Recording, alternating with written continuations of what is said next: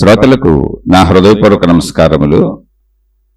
ఆధ్యాత్మిక చదువులో భాగముగా మనం తెలుసుకోవలసినటువంటి విషయము అంటే, మనం ఆధ్యాత్మిక చదువు అన్నప్పుడు వ్యక్తిగత అంటే మనకు సంబంధించిన సంపూర్ణ చదువు అనేటువంటి భావంతో దీన్ని తెలుసుకుంటున్నాం.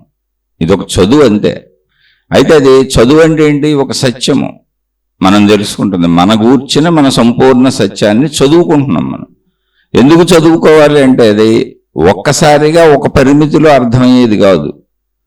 స్థితి నుంచి అంటే కింద నుంచి ఇప్పుడు చదువు ఎలా ఉందో, విద్యా బోధన ఎలా ఉందో, నర్సరీ, ఎల్కేజీ, యూకేజీ, 1వ తరగతి, 2వ తరగతి, 3వ తరగతి అని బిడ్డ యొక్క ఎదుగుదలను బట్టి, ఆ బిడ్డ యొక్క అవగాహన సామర్థ్యాన్ని బట్టి తరగతులు ఎలా నిర్ధారించబడి, పాఠాలు ఎలా నిర్ధారించబడి చెప్పబడుతూ ఉంటాయో, అవన్నీ కూడా భౌతికములో అంటే మామూలు కనపడుతున్నటువంటి మామూలు ప్రపంచములో బ్రతకటానికి అవసరమైనటువంటి విజ్ఞాన సంపద మొత్తం ఏదైనా కానీ భౌతిక చదువులన్నీ అంతే.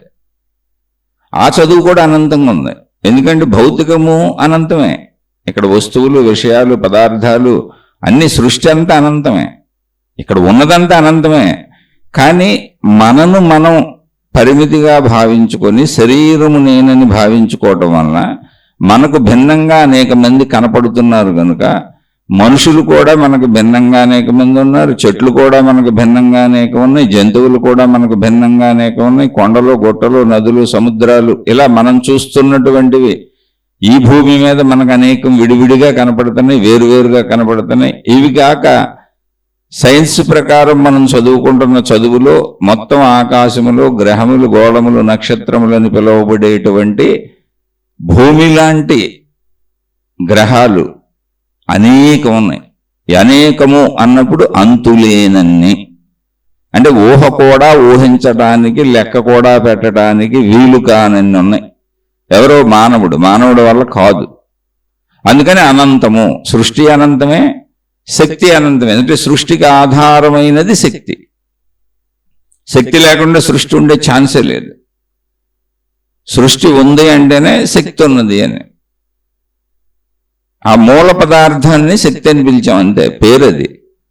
శక్తి అంటే మహిమలు, మాయలు, అద్భుతాలు, ఏదో అద్భుత శక్తులు మనకు కనపడకుండా ఎవరో పొందేసి చేయగలిగింది అలాంటిది ఏం లేదు. ఇక్కడ తపస్సులు చేస్తే పొందేస్తారు, వాళ్ళకి శక్తులు వచ్చేస్తాయి, దేవుళ్ళు వచ్చి అనుగ్రహించి వీళ్ళకి శక్తులు ఇచ్చేస్తారు అనేటువంటి ఫేవరెటిజం యూనివర్స్లో ఉండదు అసలు. నీకే శక్తో, నువ్వే శక్తో, అది మానవ జాతిగా నువ్వు పరిణామం చెందేవంతే. ఇంకోటి ఏ శక్తో అది వృక్ష జాతిగా పరిణామం చెంది వ్యక్తపరచబడి కనబడుతుంది. ఇంకోటి ఏ శక్తో ఆ శక్తే వ్యక్తపరచబడి అనేక జీవరాశులుగా, జంతువులుగా కనబడుతున్నాయి. పూర్వం ఎప్పుడో 84 లక్షల జీవరాశులని ఆధ్యాత్మిక గ్రంథాలలో ఉంది. కానీ ఇప్పుడు సైంటిస్టులు మిలియన్లు ట్రిలియన్లు వెరైటీల జీవరాశులు ఉన్నాయని అనేకం కనుక్కున్నారు. ఇంకా కనుక్కుంటున్నారు, కొత్త జీవరాశులు ఇంకా ఉన్నాయని. అనేకమైన వాటికి పేర్లు కూడా పెట్టుకుంటూ వెళ్ళిపోయారు. 84 లక్షలు కాదు, ఇంకా దాటి వెళ్ళిపోతున్నారు. కొత్తగా తెలుస్తూనే ఉంది ఇంకా. అంటే ఆ రోజుకి అప్పుడు తెలుసుకున్న సైన్స్ అది ఆధ్యాత్మికత. అంటే అది కూడా సైన్సే, కానీ దాని పేరు ఆధ్యాత్మికత. అప్పుడు సైన్స్ పేరే ఆధ్యాత్మికత. ఆధ్యాత్మికతని, సైన్స్ని విడదీయకండి. అయితే ఆధ్యాత్మికత అన్నప్పుడు ఏమైందంటే, ముందు ఏదైనా నీకు విశ్వం గూర్చి అర్థం అవ్వాలి అంటే ఒక సిద్ధాంతం ఉంది ఇక్కడ. ఏంటంటే, నీ గూర్చి నీకు సంపూర్ణంగా అర్థమైపోతే మొత్తం విశ్వం నీకు అర్థమైనట్టే. ఎందుకంటే ఇలాగే ఉంటుంది, ఆ విశ్వశక్తివి నువ్వే. సృష్టిపరంగా విభేదం ఉంటుంది. సృష్టిపరంగా నీ శరీరం ఎలాగో మిగిలిన శరీరాలన్నీ అంతే. మళ్ళీ అక్కడ విభేదం అంటే శరీరాలు వేరువేరుగా ఉన్నమాట నిజమే. కానీ నీ శరీర పనితీరు ఏంటో, నీ శరీర తత్వం ఏంటో మిగిలిన మొత్తం సృష్టిలో ఉన్నాయన్నీ అంతే, ఇంచుమించు అలాగే ఉంటాయి. వీటికి ఆధారమైన శక్తి అంటే నీ శరీరమునకు ఆధారమైన శక్తి ఏంటో మొత్తం అన్నింటికి ఆధారమైన శక్తి ఒకటే. అంటే శక్తిగా మొత్తం ఒకటే, నువ్వు కూడా అదే. అందుకని నిన్ను నువ్వు తెలుసుకుంటే అది నీకు తెలిసిపోద్ది, శక్తిగా అది తెలిసిపోద్ది. మరి శరీరముగా నాలాంటి శరీరములే అన్నీ, సృష్టి అంతా నాలాంటిదే అనేటువంటి భావనతో తెలుస్తుంది. ఇది ఇక్కడ మనం గ్రహించవలసింది. తెలుస్తుంది ఎలా అంటే సృష్టి అంతా నాలాంటిదే. ఇప్పుడు నేను ఎలా సృష్టిలో ఒక జీవినో అలా సృష్టి మొత్తం అలాంటిదే. కానీ దీనికి ఆధారమైన శక్తి ఒకటే. అందుకని ఫార్ములా ఏంటి ఇక్కడ? మొత్తం ప్రపంచం సృష్టి అర్థం అవడానికి కానీ, నేను నాకు అర్థం అవడానికి కానీ, అసలు ఈ మొత్తం ఈ జీవితం ఏంటి, పుట్టుకలేంటి, మరణాలేంటి, ఈ సృష్టిలో జరుగుతున్నటువంటి కార్యకలాపములేంటి అనేటువంటి మొత్తం సంపూర్ణతత్వం అర్థం అవడానికి ఇక్కడ బేస్డ్ ఫార్ములా ఏంటంటే, నిన్ను నువ్వు తెలుసుకుంటే చాలు మొత్తం సంపూర్ణ సృష్టి గురించి నీకు అవగాహన వచ్చేస్తుంది. ఎందుకని మళ్ళీ ఇంకోసారి రిపీట్ చేస్తున్నాను, శక్తిగా అది ఒకటే కనుక నిన్ను నువ్వు సంపూర్ణంగా తెలుసుకుంటే శక్తి యొక్క ఏకత్వం అర్థమవుతుంది. సృష్టిగా నీ సృష్టి ఎలా జరిగిందో అంటే నువ్వు శరీరముగా నీ అనుభవం నీకు ఎలా తెలుస్తుందో, నేనున్నానని నీకు ఎలా అనిపిస్తుందో, ఈ శరీరం నేనని నీకు ఎలా అనిపిస్తుందో, ఈ శరీరంకు సంబంధించి అన్నీ నీకు ఎలా తెలుస్తున్నాయో, నీ శరీరం గురించి నీకు తెలుస్తాయి కనుక నీ శరీర సంబంధిత మనసు గాని, బుద్ధి గాని, అహంకారం గాని, ఆలోచనలు గాని, జ్ఞాపకాలు గాని, సుఖదుఖాలు గాని సమస్తము నీకు ఎలా తెలుస్తాయో అలాగే మొత్తం మిగిలిన సృష్టి అంతా ఇలాగే ఉందని నీకు తెలుస్తుంది. ఇక్కడ విషయం అది. కాబట్టి దీన్ని మహాత్ములు గతంలో తెలుసుకున్న వాళ్ళు, మహాత్ములు అంటే ఎవరో ఆకాశం నుంచి ఊడిపడిన వాళ్ళు లేరు, సామాన్య మనుషులే అందరూ. మనుషులుగా మానవ జాతిగా ఉన్నదంతా సామాన్యత. ఇప్పుడు మనం చూడండి, ఎవరన్నా చదువుకున్నారనుకో మనం చదువుకున్న వాళ్ళు అంటాం. మళ్ళీ ఆ చదువుకున్న వాళ్ళలో బాగా చదువుకున్న వాళ్ళు ఉంటారు, వీళ్ళు పెద్ద పెద్ద ప్రొఫెసర్లు అండి అంటాం, వీళ్ళు పెద్ద పెద్ద సైంటిస్టులు అండి అంటాం. అక్కడి నుంచి అలా తక్కువ స్థాయిలో కొద్దిగా చదువుకున్న వాళ్ళ వరకు వస్తారు, అసలు చదువుకోని వాళ్ళు ఉంటారు. అంతే, చదువుకున్న వాళ్ళకి పేర్లు ఉన్నాయి, వాళ్ళకి పోస్టులు ఉన్నాయి, వాళ్ళు చదివిన దాన్ని బట్టి డిగ్రీలు ఉన్నాయి. బాగా చదువుకుంటూ వెళ్ళిపోతే డాక్టరేట్లు తీసుకుంటారు. వాళ్ళు చదివిన కోర్సులను బట్టి ఉంది. డాక్టర్లు ఒక కోర్సు చదువుకోవచ్చు, ఇంజనీర్లు కోర్సు చదువుకోవచ్చు, ఐఏఎస్లు, ఐపీఎస్లు, ఇలా అనేక రకాలైనటువంటి పదవులతో సూచించబడేటువంటి చదువులు ఉన్నాయి. ఆ చదువులు చదువుకుని ఆ పదవులకు వెళ్ళొచ్చు వాళ్ళు అర్హత పొంది. ఇదంతా భౌతికత. దానికి ఎలా పేర్లు ఉందో అలాగే ఆధ్యాత్మికతలో కూడా ఈ ఆధ్యాత్మిక చదువుకున్నటువంటి అంటే సంపూర్ణ స్వీయ వ్యక్తిగత చదువు, నా గూర్చినటువంటి చదువుని నేను సంపూర్ణంగా చదువుకున్నాను, ఇంకా నాకు అందులో బ్యాలెన్స్ ఏం మిగలలేదు. అదేంటి, నేను అనంత ఆత్మశక్తి నేను తెలియటమే లాస్ట్ది. అది నా గురించి నాకు తెలియటం, అది నా చదువు. ఎందుకని శరీర భావనగా నాకు అన్ని ఎలాగో తెలుస్తూనే ఉన్నాయిగా, దాన్ని కొంచెం పరిశీలించుకుంటే నాకు అర్థమవుతానే ఉందిగా, నా శరీరం, నా మనసు, నా అహంకారం, నా బుద్ధి, నా సుఖదుఖాలు, నా పనితీరు, నా గుణములు, నా స్వభావములు, నిత్య జీవితములు భాగములు, అవి నాకు తెలుస్తూనే ఉన్నాయి. కొంచెం దృష్టి పెడితే ఇంకా బాగా తెలుసుకోగలను, నేను ఎలా ఉన్నానా అని. అందులో పెద్ద విషయం ఏం లేదు. అయితే నాకు తెలియవలసింది నాలోనే ఉన్నా నేను పట్టించుకుంది ఏంటంటే శక్తి. నేను పట్టించుకోవట్లా ఉంది. అది శక్తి లేకపోతే, ప్రాణశక్తి లేకపోతే మనిషి చనిపోయాడు అంటున్నారు. శక్తి ఉంటే మనిషి బతుకున్నాడు, కదులుతున్న విషయం మనకు తెలుస్తూనే ఉంది. సృష్టిలో ఏదైనా అంతే, అన్ని శక్తితోనే ఉన్నాయి ఇక్కడ. ఇప్పుడు ఆ శక్తిని కూడా తెలుసుకుంటే నా సంపూర్ణత్వం అయిపోయినట్టు, అది నా సంపూర్ణత. అయితే ఆ శక్తి వరకు ప్రయాణించాలంటే నా శరీర భావం నుంచి, నా మనోభావం నుంచి, నా అహంకారం, నా బుద్ధి మొత్తం నన్ను నేను గమనించుకుంటూ శక్తి వరకు వెళ్ళాలి. అలా శక్తి వరకు వెళ్ళాలి అంటే శరీర భావన ఆధిక్యతలో, శరీరమే నేను అనుకుంటున్నటువంటి భావ ఆధిక్యతలో శరీరము కొరకు నేను చేసేటువంటి పనులేమున్నాయో అవి చేయక తప్పదు. ఎందుకంటే శరీరం నేను కాదు అనేది కుదరదు. శరీరం నేనే. శరీరం ఉంటేనే నేను శక్తిని తెలుసుకునే అవకాశం కూడా ఉంటుంది. కానీ ఇక్కడ శరీరానికి ఎంత అవసరమో అంతే చేసి మిగిలిన సమయాన్ని మిగిల్చుకొని నేను శక్తినన్న ఎరుక కోసం ఆ చదువుకుంటూ వెళ్ళాలి. ఇక్కడ శరీరంతో మొదలవ్వాలి. చదువు ఎక్కడ స్టార్ట్ అవుతుంది? శరీరంతో మొదలవుతుంది, మనసు దగ్గరికి వెళ్తుంది, అహంకారం దగ్గరికి వెళ్తుంది, బుద్ధి దగ్గరికి వెళ్తుంది. మొత్తం నా సమస్త స్వభావ స్వరూప గుణాలతో సహా నాలో ఉన్న సమస్తాన్ని నేను గ్రహించుకుంటూ చదువుకుంటూ నన్ను నేను పరిశీలించుకుంటూ ఎప్పుడు ఎలా రియాక్ట్ అవుతున్నాను, ఎప్పుడు ఎలా పని చేస్తున్నాను, ఎందుకు ఏ పని చేస్తున్నాను, ఎందుకు ఏ గుణాలు వస్తున్నాయి, ఇవన్నీ గమనించుకుంటూ నన్ను నేనే చదువుకుంటాను.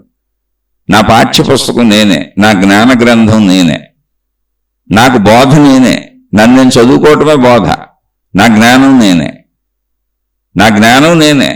నాలో శక్తిని, అంటే ఆ ప్రాణశక్తి అని పిలువబడుతున్న మరణంతో ఏదైతే ఇక శరీరం కదలకుండా పోయిందో, బ్రతికున్నప్పుడు ఏదైతే శరీరం కదలటానికి ఆధారమయ్యిందో ఆ ఆధారమై ఉన్నటువంటి దాన్ని ప్రాణశక్తి అని పేరు పెట్టారు. ఆ శక్తి యొక్క తత్వమును, విధానమును, జనన మరణముల మొత్తం సమస్త జీవితం యొక్క నా యొక్క సంపూర్ణతను నేను తెలుసుకునే ప్రయత్నం, ఆ శక్తిని తెలుసుకోవడంతో ప్రయత్నం పూర్తయిపోద్ది, శరీరంతో అది మొదలవుతుంది. చదువుది ఇక్కడ చదవటానికి ఏం గ్రంథాలు లేవు, బయట భౌతిక చదువులాగా పుస్తకాలు ఏమి లేవు. నన్ను నేనే చదువుకోవాలి. ఎలా చదువుకోవాలి?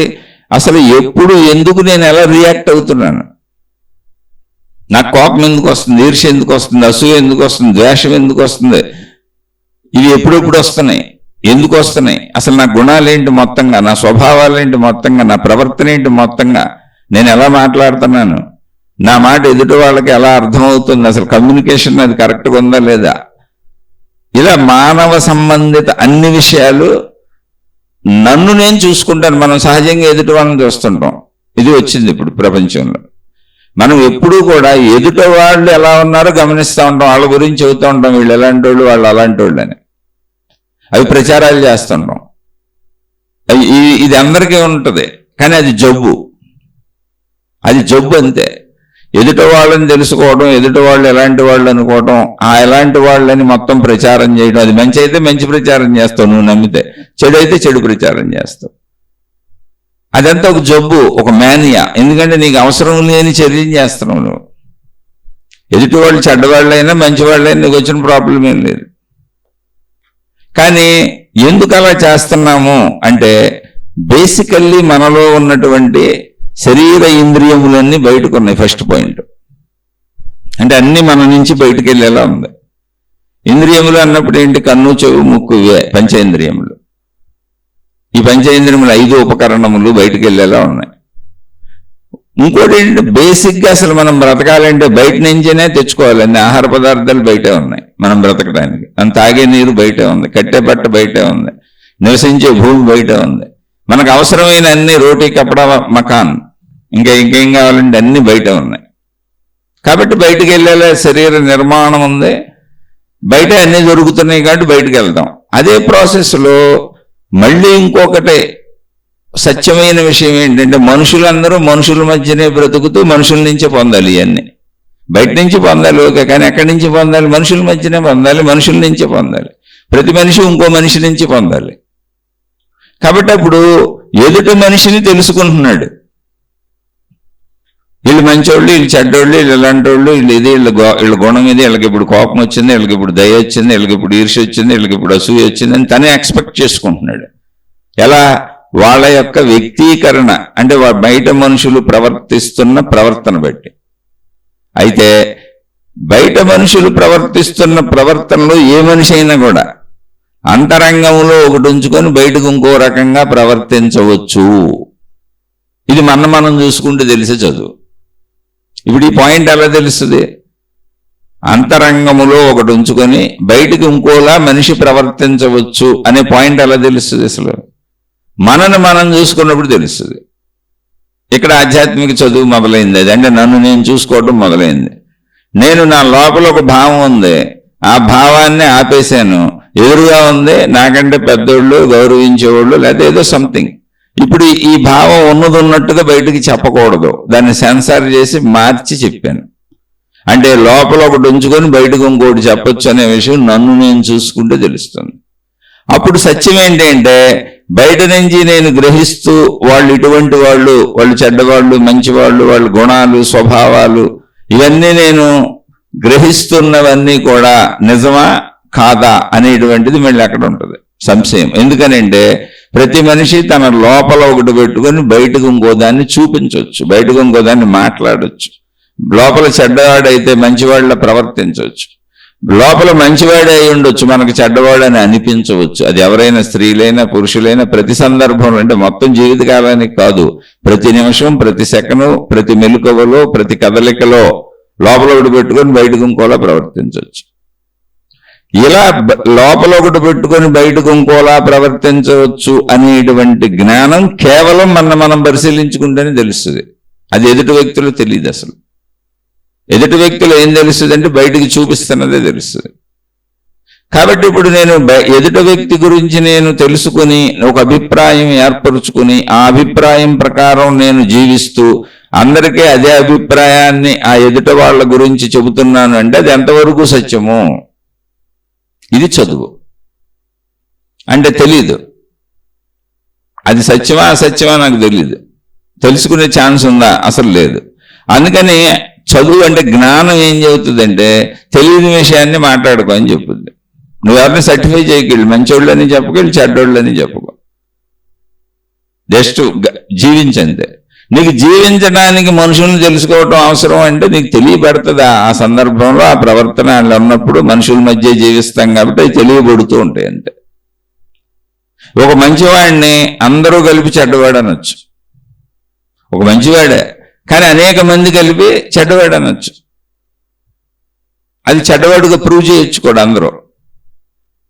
అది పెద్ద విషయం కాదు. కానీ అతను మంచివాడు అయి ఉండొచ్చు. దీనికి సామెత కూడా ఉంది. 1000 మంది నందిని పంది అంటే పందిని అనుకుంటారు అందరూ. ఒక వ్యక్తి ఒక మేక పిల్లను కొనుక్కొని వెళ్తున్నాడు. అంటే మనకి దీనికి ఉదాహరణగా అనేక కథలు చెప్తా ఉండేవాళ్ళు పెద్దలు. ఉన్నాయి బోళ్ళు కథలు ఉంటాయి ఉదాహరణ కథలు. ఒక మేక పిల్లని కొనుక్కొని వెళ్తున్నాడు ఇంటికి. దారిలో ఒక వ్యక్తి ఎదురొచ్చాడు. ఆ మేక పిల్లని చక్క భుజాల మీద పెట్టుకొని తీసుకెళ్తున్నాడు. చిన్న మేక పిల్లని కొనుక్కున్నాడు పెంచుకుందామని. ఒక వ్యక్తి ఎదురొచ్చాడు. ఎదురొచ్చి పలకరించి మీ కుక్క పిల్ల చాలా బాగుందయ్యా అన్నాడు. అదేంటయ్యా కుక్క పిల్ల ఏంటి? మేక పిల్ల నేను కొనుక్కొచ్చాను, ఇప్పుడే కొనుక్కొస్తున్నాను అన్నాడు. బెల్లవాళ్ళు అండి అంత ముద్దుగా కుక్క పిల్ల ఉంటే అది పైగా బౌబో అంటుంటే అది మేక పిల్ల మేమేనే అంటుంది. కానీ వీడు బౌబో అంటుంటే అదేంటండి అలా అంటారు అంత బాగుంటే అన్నాడు. అదేంటే మేక పిల్ల అన్నాడు. ఏమని గొడవ నాకెందుకు, కుక్క పిల్లని పట్టుకొని మేక పిల్ల అంటావేంటి అని వెళ్ళిపోయాడు. వీడు కన్ఫ్యూజ్ అయ్యి భుజం మీద ఉన్న మేక పిల్లని తీసి చూశాడు. మళ్ళీ ఒకసారి దింపి మేకపిల్ల ఏదో ఆడు పిచ్చోళ్ళలాగా ఉన్నాడని మళ్ళీ భుజం మీద తీసుకొని వెళ్ళిపోతున్నాడు. దాన్ని చక్క మెళ్ళ మీద ఎక్కించుకొని నడుచుకుంటూ వెళ్ళిపోతున్నాడు. దాన్ని తీసుకెళ్ళొచ్చు, కింద నడుస్తుంది అది. కానీ స్పీడ్గా వెళ్ళిపోదని వెళ్ళిపోతున్నాడు. చిన్నపిల్ల కదా అని మళ్ళీ అటు ఇటు పోద్దని. ఇంకొకటి ఎదురయ్యాడు కాస్త దూరం వెళ్ళినాక. చాలా బాగుందండి కుక్కపిల్ల, ఎక్కడి నుంచి చేస్తున్నారు అన్నాడు. వీడు కుక్కపిల్ల అండి అయ్యా మేకపిల్ల అన్నాడు. అంటే అదేంటండి కుక్కపిల్ల ఎంత ముద్దుగా ఉందో చక్కగా ఉందని దాని రంగు కలర్ అన్నీ చెబుతున్నాడు. పైగా దాన్ని నిమిరి కూడా వెళ్ళాడు కుక్కపిల్ల చాలా బాగుందండి అని. వీడు ఈసారి వాదించడం ఆపేసి ఆలోచించడం మొదలుపెట్టాడు. ఇటు వాడు ఇందాక మొదటోడు ఆడెవడో తెలియదు నాకు, వాడు మేకపిల్లని కుక్కపిల్ల అన్నాడు, వీడేమో కుక్కపిల్ల అంటున్నాడు. వీళ్ళు ఎవరు అసలు ఎక్కడెక్కడో తెలియదు, దారిలో తగులుతున్నారు. వాడు ఇందాక ఎక్కడో తగిలాడు, 2 కిలోమీటర్లు దాటినాక ఈడు తగిలాడు అని ఆలోచిస్తూ ముందుకు పోతున్నాడు. ఇంకొకటి వచ్చాడు. సరే మాస్టర్ ఆ కుక్కపిల్ల ఎక్కడ దొరికిందో చెప్పండి, నేను కూడా తెచ్చుకుంటాను కుక్కపిల్లని, మా కుక్కలంటే చాలా ఇష్టం అండి బాబు, కుక్క సూపర్గా ఉంది, కుక్కపిల్ల ఎక్కడదన్నాడు. వీడు కాదండి మేకపిల్ల అండి, నేను ఇప్పుడే సంతలో కొనుక్కొస్తున్నాను, మేకలు అమ్మే చోట పలానా చోట అని చెప్పాడు. ఊరుకోండి మరి హాస్యాలు ఆడతారు, కుక్కపిల్ల అయితే అది అన్నాడు. వీడు కన్ఫ్యూజన్లో పడ్డాడు. వాడు వెళ్ళిపోయాడు. మళ్ళీ కొంత దూరం వెళ్ళాడు. అలా నడుస్తూ ఆలోచిస్తే వెళ్తున్నాడు. నేను ఇంటికాడు ఇప్పుడు మేకని కొనుక్కొస్తానని డబ్బులు తీసుకొచ్చాను, మేకపిల్లని అక్కడ కొన్నాను, వీళ్ళందరూ దీన్ని కుక్కపిల్ల అంటున్నారు. ఇప్పుడు ఇంటికి వెళ్తే అసలు ఇది కుక్కపిల్ల మేకపిల్ల గబుక్కున ఒకవేళ ఇది కుక్కపిల్ల నేను భ్రమపడుతున్నానా, ఇంటికి వెళ్తే ఇప్పుడు చంపేస్తుంది మా ఆవిడ, అసలు ఆ ఉన్న డబ్బులు నాశనం చేసేసావని, ఏదో మేకలు పెంచుకుందాం అనుకున్నాం, ఇది ఏంటో నాయన నేను కుక్కపిల్లని కొన్నానా మేకపిల్లని కొన్నానా అని మళ్ళీ దాన్ని తదేకంగా కొంచెం దింపి చూస్తున్నాడు.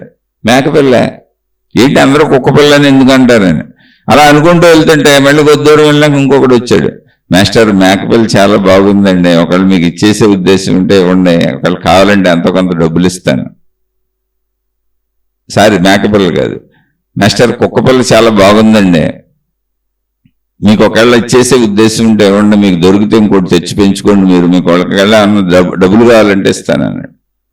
అంటే కుక్క పిల్లలప్పుడు డబ్బులతో కొనుక్కునే కాలం కాదు. ఉన్న కుక్కల రోడ్ల మీద అలా పెంచుతుంటే ఇప్పుడు పెంపుడు కుక్కలు కాదు, మామూలు కుక్కలే. కానీ వీడు డబ్బులు కూడా ఆఫర్ చేశాడు, కుక్క పిల్లకి డబ్బులు ఇస్తానండి అని. వీడు కన్ఫ్యూజ్ అయ్యాడు, ఏంటి ఇంత కాన్ఫిడెంట్గా ఇంతమంది అసలు సంబంధం లేని వాళ్ళు, పైగా సుమారు నేను 10 కిలోమీటర్లు నడిచి వచ్చాను, ఎక్కడో 2-3 కిలోమీటర్లకు ఒకడు వచ్చాడు, ఇంకా కొద్ది దూరంలో ఇంట్లో ఊళ్ళోకి వెళ్ళిపోతాడు ఇంటికి. ఈ కుక్క పిల్ల అంటున్నాడు, పైగా డబ్బులు కూడా ఇస్తానంటున్నాడు, ఎందుకు మోసపోయానా ఏంటి నేను, పోన్లే కొద్దో తృణమోపణమే అన్న డబ్బులన్నా దక్కితే ఎందుకు వచ్చిన గొడవ, కుక్క పిల్లని ఇంటికి తీసుకెళ్తే ఇప్పుడు మేవిడ చంపేస్తుంది, నేను ఉన్న డబ్బులు నాశనం చేసి బుర్ర తక్కువడివి, మేకపిల్లని చెప్పి కుక్క పిల్లని కొనుక్కొచ్చావంటదని వాడికి ఇచ్చేసాడు. కుక్కలు అది కొనుక్కునే కాలం కాదు, అమ్మే కాలం కాదు, రోడ్ల మీద కుక్కలను పెంచుకోవటమే అలా ఎవరైనా సరే. వాడేదో ఇంత కొద్దిగా తృణమోపణమో ఇచ్చిపోయాడు డబ్బులు, పోన్లు ఎవరన్నా దక్కినాయి కదా అని ఇంటికి పోయాడు. ఇప్పుడు అనేక మంది ఒక విషయాన్ని ఇది రైటు రైటు రైటు అంటే ప్రపంచంలో రైట్ అయిపోయింది. ఇప్పుడు అడ్వర్టైజ్మెంట్ సిస్టమ్స్ ఏంటి చూడండి, మనం టీవీ పెట్టగానే మనం ఫోన్ పెట్టగానే మొత్తం ఈ సోషల్ మీడియాలన్నీ నడిచేది అడ్వర్టైజ్మెంట్ల మీదే. ఏంటి అడ్వర్టైజ్మెంట్లు? ప్రొడక్ట్స్, మాదే కరెక్ట్, మాదే కరెక్ట్, మాదే రైటు, మాదే గొప్పది, మీకు ఎన్ని రకాలు ఉపయోగపడుతుంది, మీ ఆరోగ్యాన్ని ఎలా కాపాడుతుంది, లేదా ఈ వస్తువు యొక్క నాణ్యత ఏంటి అని మన బ్రెయిన్లో పదే పదే పదే పదే పదే ఎక్కిస్తామంటే మన బ్రెయిన్కి ఒక అలవాటు ఉంది. అదే ఈ అలవాటు ఇప్పుడు మేకను కుక్కని అనేక మంది చెప్పేటప్పటికి తన సత్యాన్ని మార్చేసుకున్నాడు, నిజమేమో అనేటువంటి భావనలోకి వచ్చాడు. ఎదురుగా కళ్ళ ముందు మేకే ఉన్నా, అది అటువంటి తత్వం ఒకటి మనలో ఉంది. అందుకని ఒక వ్యక్తి గురించి లేదా ఒక విషయం గురించి లేదా కొన్ని పరిస్థితుల గురించి మనము నమ్మిని ప్రచారం చేసుకుంటూ వెళ్ళిపోవడం, అవే మత ప్రచారాలు, దైవ ప్రచారాలు. అది నీ నమ్మకం, ప్రపంచ నమ్మకం కాదు, మనుషులందరి నమ్మకం కాదు. కానీ మనుషులందరినీ నమ్మిద్దామని ట్రై చేస్తావు. అలా ఏర్పడిన మతాలు, మార్గాలు, విధానాలు, ప్రచారాలు.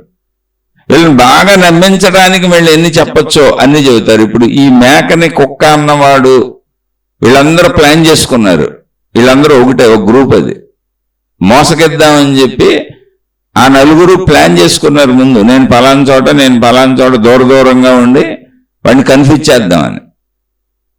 మొత్తానికి వాళ్ళు మేకనే కుక్కలా ఫ్రీగా పట్టుకుపోయారు, ఏదో చిన్న కొద్దిగా తృణంజమో ఫణమో చెల్లించి. అంటే ఏంటి, అనేక మంది ఒక విషయాన్ని బలంగా ఒక మెదడు మీద రుద్దుతూ ఉంటే మనం దానికి హిప్నటైజ్ అయిపోతూ ఉంటాం. అదే సామూహిక సత్యము. అంటే సమూహంలో ఉన్నప్పుడే హిప్నటైజ్ అయిపోతాం. అక్కడ తెలివి కావాలి, అక్కడ నీ దగ్గర ఉంది, జ్ఞానం ఉంది, కానీ నువ్వు దాని ప్రజ్ఞను ఉపయోగించట్లా. ఆధ్యాత్మిక చదువు ఏంటంటే నువ్వు ఏ సామూహిక అంటే గుంపు మనస్తత్వం అంటారు దాన్ని. నువ్వు ఏ గుంపులోకి వెళ్తే ఆ గుంపు మనస్తత్వం వచ్చేస్తుంది నీకు. ఇప్పుడు నువ్వు ఒక సినిమా హీరోకి సంబంధించినటువంటి ఫ్యాన్స్ అనుకోండి, నీకు సినిమా హీరో అభిమానివి, నువ్వు మామూలుగా సినిమాలకు వెళ్ళినప్పుడు కాముగానే కూర్చొని చూస్తావు. నువ్వు ఒక్కడికి వెళ్ళినప్పుడు కాముగానే ఉంటావు, మీ ఫ్యామిలీతో వెళ్ళినా కాముగానే ఉంటావు, సినిమా చూసి వచ్చేస్తావు. కానీ అదే సినిమాకి సంబంధించినటువంటి ఆ ఫ్యాన్స్ ఎవరున్నారో ఆ హీరోకో ఆ హీరోయిన్కి సంబంధించిన వాళ్ళందరూ ఒక గుంపుగా అక్కడ చేరి రిలీజ్ రోజున షో, ఇప్పుడు ఫ్యాన్స్ షో అని వేయించుకొని కేవలం వాళ్ళు అరవటానికి, కేకలేయటానికి, గంతులేయటానికి, అక్కడ సినిమా సీట్లు చింపేయటానికి, పగలగొట్టేయటానికి, ఎరక్కొట్టేయటానికి, కొట్టుకోవటానికి, అరుసుకోవటానికి వెళ్తారు, సినిమా చూడరు అసలు. ఎందుకంటే గుంపు మనస్తత్వం.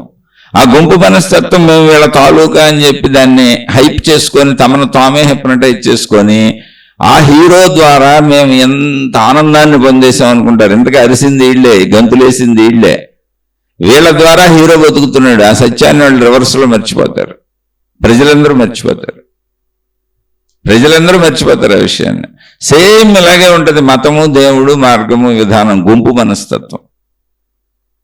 నిన్న ఎలాగోలా ప్రతి మనిషి కష్టాల్లో ఉంటాడు, బాధల్లో ఉంటాడు, కన్నీళ్లలో ఉంటాడు, ఇబ్బందుల్లో ఉంటాడు. సమస్యలు లేని మనిషి అసలు భూమి మీద ఉండడు.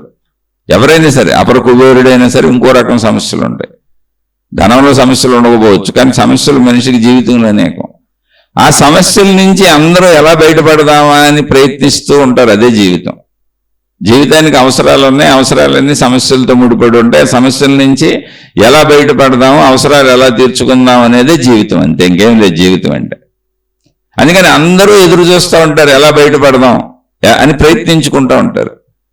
ఈ అవసరాలనేటువంటి సమస్యల నుంచి లేదా అవసరాల కొరకు వచ్చిన సమస్యల నుంచి, మొత్తానికి ఏదైనా సమస్యల నుంచి, అవి అవసరాలు కావచ్చు, కోరికలు కావచ్చు, సమస్యలు ఏదైనా, దీని నుంచి నేను ఎలా బయటపడవచ్చు అనే ప్రయత్నమే జీవించటం.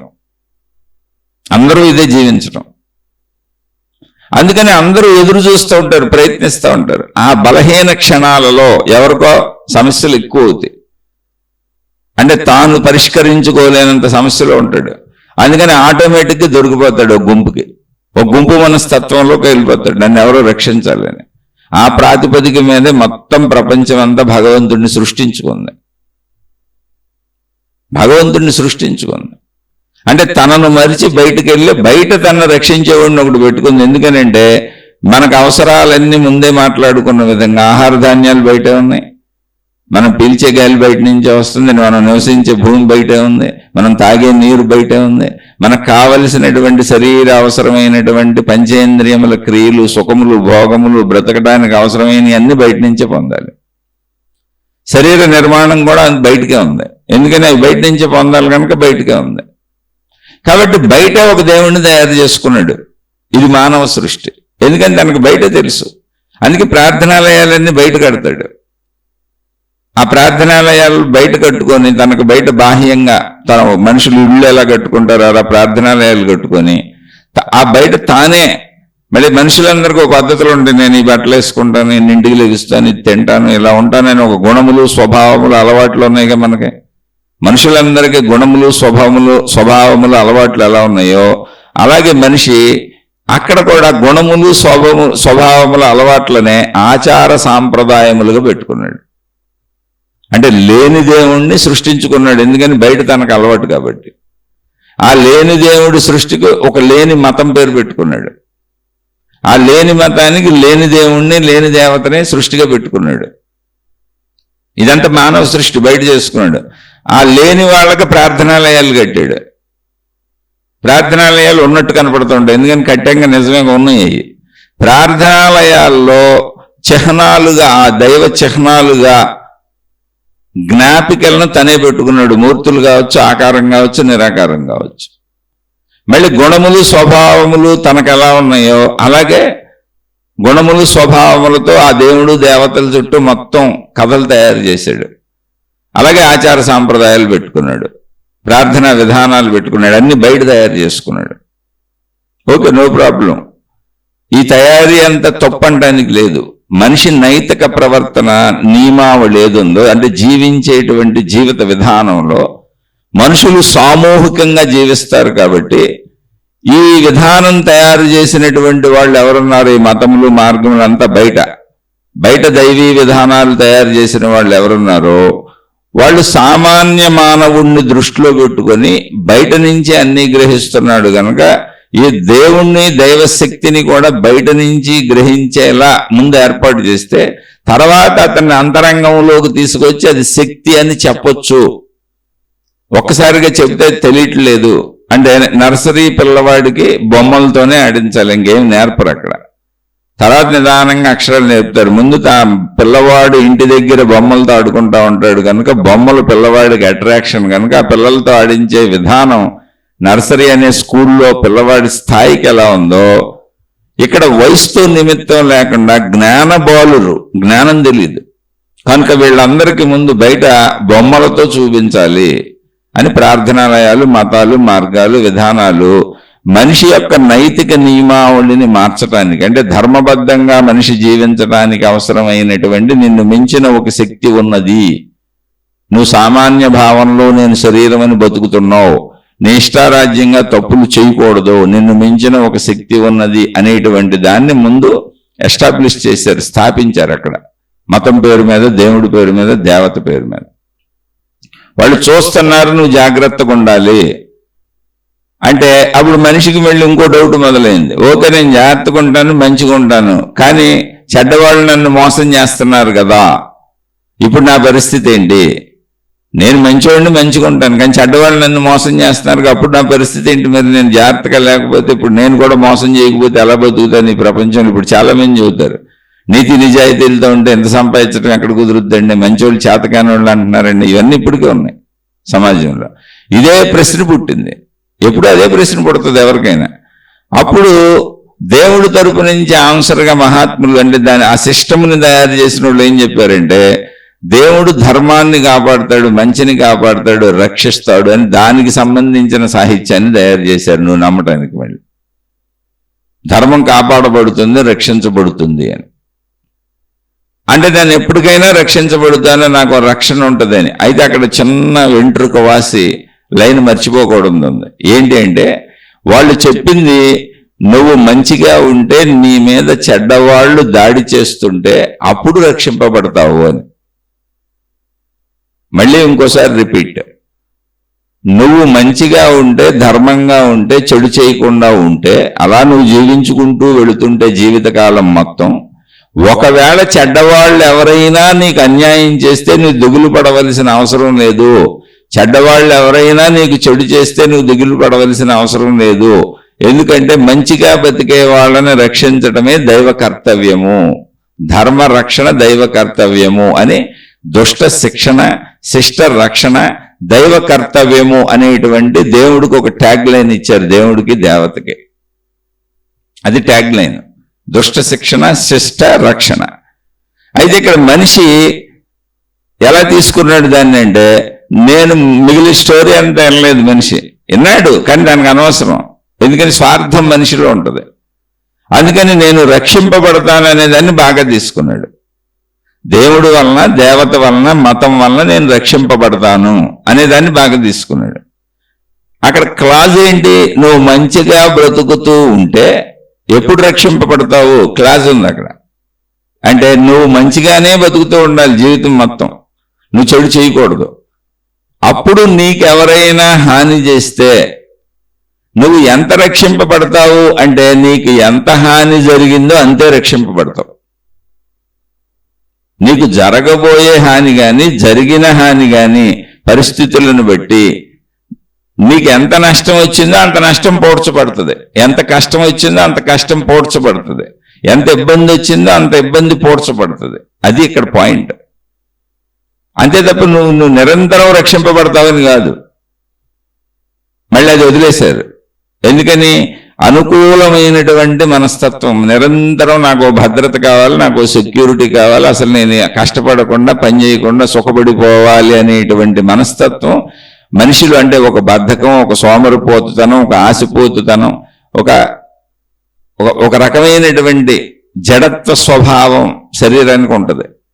శరీరం సంపూర్ణ చైతన్యం కాదు, అది ఘనత్వాన్ని పొందుతున్న కొద్దిగా అది జడత్వం అవుతూ ఉంటుంది. ఈ జడత్వతతో మొత్తం తనకు రక్షణగా పెట్టుకున్నాడు భగవంతుడిని. మిగిలిన క్లాజులన్నీ తీసాడు. ఎందుకంటే నేను అంత మంచిగా ఉండటం కుదరదు, నేను జీవితకాలం మంచిగా ఉండలేను, ఎందుకంటే దానికి చాలా జ్ఞానం కావాలి. ఇప్పుడు నేను జీవితకాలం మంచిగా ఉండాలి అని నిర్ణయించుకొని సమాజంలో బ్రతుకుతున్నటువంటి ఏ వ్యక్తి అయినా ఒక్క తప్పు కూడా చేయకుండా, ఒక్క అబద్ధం కూడా ఆడకుండా ఇక్కడ 100 ఏళ్ళు చనిపోయే వరకు బ్రతికి ఉండాలి అంటే విపరీతమైనటువంటి తపస్సు చేయాలి, నిరంతరం తప్పించాలి, ఎన్నో ఎదుర్కోవాలి. సామాన్యమైన విషయం కాదు. అలా ఇప్పటి వరకు చరిత్రలో ఎవరైనా ఉన్నారా అంటే 2 పేర్లే కనపడతాయి. సత్యహరిశ్చంద్రుడు అనే ఒక ఆయన ఆడిన మాట తప్పను అనే దానికోసం మొత్తం ఆయన జీవితం చదివితే ఎన్ని కష్టాలు పడ్డాడో, మొత్తం సర్వమూ కోల్పోయాడు ఆయన. చక్రవర్తి అయినటువంటి మహానుభావుడు కాటికాపరి ఉద్యోగం చేశాడని ఒక ఉదాహరణకు అది ఇచ్చారు. ఆయన అసలు అబద్ధం చెప్పలేదు అని. కేవలం అది కూడా మళ్ళీ పెద్ద విషయం కాదు, ఆడిన మాట తప్పను అని. ఆయన పేరే అందుకని సత్యహరిశ్చంద్రుడు. సత్యము కోసము ఆయన సర్వము త్యాగం చేయడానికి సిద్ధంగా ఉన్నాడు, తన ప్రాణంతో సహా. భార్య పిల్లలను పోగొట్టుకున్నాడు, రాజ్యం పోగొట్టుకున్నాడు. తను కూడా మళ్ళీ కాటి కాపరిగా ఉద్యోగం చేశాడు. అంటే శవాలు కాల్చే చోట, శవాలు కాల్చే ఉద్యోగం. ఎవరో చక్రవర్తి, ఆ రోజుల్లో ప్రపంచాన్ని మొత్తాన్ని పరిపాలిస్తున్న చక్రవర్తి. అంటే అంత కష్టం అది అని ఒక ఉదాహరణ ఇచ్చారు. తర్వాత ఎవరు లేరు. ఆ తర్వాత మహాభారత కాలానికి వచ్చేటప్పటికి ధర్మరాజు అనే ఆయన అటువంటి వాడు అసత్యము చెప్పడు అన్నారు. మహాభారత యుద్ధానికి కూడా అదే కారణం, ఆయన అసత్యం చెప్పకపోవటమే. ఆయన మాయాజోదంలో ఆడాడు. ఆయనకి తెలుసు మాయాజోదంతో ఓడిస్తున్నారు నన్నని, మాయాజోదంతో ఓడిస్తున్నారని తెలుసు ఆయనకి. అయితే నేను ఆడాను ఓడాను ఆ మాట నిజమే, అది మాయాజోదము. జోదమే తప్పు, జోదంలో మళ్ళీ మాయాజోదం ఏంటి? జోదం అంటేనే తప్పు కదా, అది మాయగానే ఉంటుంది. ఆయన ఆ సందర్భంలో ద్రౌపదీ దేవిని వాళ్ళ భార్య అయినటువంటి ద్రౌపదీ దేవిని నిండు సభకు తీసుకొచ్చి ఆవిడ వస్త్రములు తీసేయమని ఆజ్ఞాపించాడు. అంటే ఆవిడ్ని వివస్త్రను చేయండి, దిగంబరంగా సభలో నుంచోబెట్టండి అని. 1000 మంది ఉన్న సభది. భర్తలు అక్కడే ఉన్నారు ఓడిపోయి, 5 పాండవులు. అప్పుడు ద్రౌపదీ దేవి అడిగింది, ఇది న్యాయమా, ఇది ధర్మమా, ఒక స్త్రీని ఇలా చేయొచ్చా, ఇంత మీరు ఇలా ప్రవర్తించొచ్చా అని. సరే, ఆవిడ అడిగిన అనేక ప్రశ్నలకి దుర్యోధనుడు చెప్పిన సమాధానం అద్భుతమైంది. అది ధర్మరాజు క్యారెక్టర్ అని చెప్పుద్ది. ఇప్పుడు నేను చేస్తున్నదంతా తప్పు, జరిగిందంతా తప్పు, ఇది చేయకూడదు అని ధర్మరాజుని చెప్పమని. ధర్మరాజుని నేను కూడా నమ్ముతాను, ఆయన అసత్యము ఆడడు. చెప్పమను, నేను ఇది మొత్తం ఆపేస్తాను, మళ్ళీ మీ రాజ్యం మీకు ఇచ్చేస్తాను, అంతా తిరిగి మామూలుగా యథాతథంగా పాత పద్ధతిలో ఉంటుంది, ఆయన చెప్పమని అన్నాడు. ధర్మరాజు చెప్పలేదు, మౌనంగా ఉండిపోయాడు. ధర్మరాజు ఆ రోజు ఇదంతా తప్పు అని చెప్పుంటే అసలు మహాభారత యుద్ధమే జరిగేది కాదు. ఎందుకంటే అసలు మొత్తం అంతా మామూలు స్థితికి వెళ్ళిపోయింది. ఇంకా ఆట ఆడనంటే పాత స్థితిలో ఎలా ఎవరి రాజ్యాలు ఎవరికి ఉన్నాయి, ఎవరి గొడవల్లో ఎలా ఉన్నారు, మళ్ళీ ఎవరు యథాతథంగా వెళ్ళిపోతారు అంతే. కానీ ధర్మరాజు చెప్పలేదు, ఎందుకంటే ఆడాను ఓడాను, ఇది నిజము. అది మాయాజోదం నాకు తెలిసినా, వాళ్ళు అలాగే ఆడుతున్నారని తెలిసినా నేను ఆడాగా, నా నోటితో నేను పందాలు పెట్టాగా, నేను ఓడాగా. ఇప్పుడు నేను అసత్యం ఎలా చెబుతాను, ఎంత ప్రాబ్లం వచ్చినా చెప్పను అని చెప్పలేదు ఆయన చివరి వరకు. ఒక్క అసత్యం కూడా ఆయన చెప్పలేదు. ఆయన యుద్ధంలో అసత్యము చెప్పాడు అని చెబుతారు, అశ్వత్థామ అతః కుంజరః అని. అంటే ఆయన అప్పుడు కూడా అబద్ధం చెప్పలేదు. మరి జాగ్రత్తగా మళ్ళీ ఒకసారి మహాభారతాన్ని చదివితే అశ్వత్థామ అనేటువంటి పేరు గల ఏనుగు చచ్చిపోయింది. అయితే కరెక్ట్గా ఆయన మాట్లాడేటప్పుడు అశ్వత్థామ అతః అని ద్రోణాచార్యుడికి వినపడేలా ఆయన చెబుతున్నప్పుడు మిగిలిన పదం ఉంది, ఏనుగు అనేటువంటిది చనిపోయింది. అశ్వత్థామ అతః అంటే అది ఆ పేరు గల ఏనుగు చనిపోయింది అని తర్వాత లైన్ ఆయన చెబుతున్నప్పుడు ఆయన చెప్పాడు, గట్టిగానే చెప్పాడు, ఆయన స్లోగా మార్చల దాన్ని. అతని మాటలు అశ్వత్థామ అతః వరకు వినపడి తర్వాత అవి వినపడకుండా ద్రోణాచార్యుడికి అక్కడ ఉన్నటువంటి డప్పులు శంఖానాదాలు అన్ని మోగించేసి మోతలు చేశారు. అదంతా ఒక యుద్ధ వ్యూహంలో భాగంగా ఇతరులు చేశారు.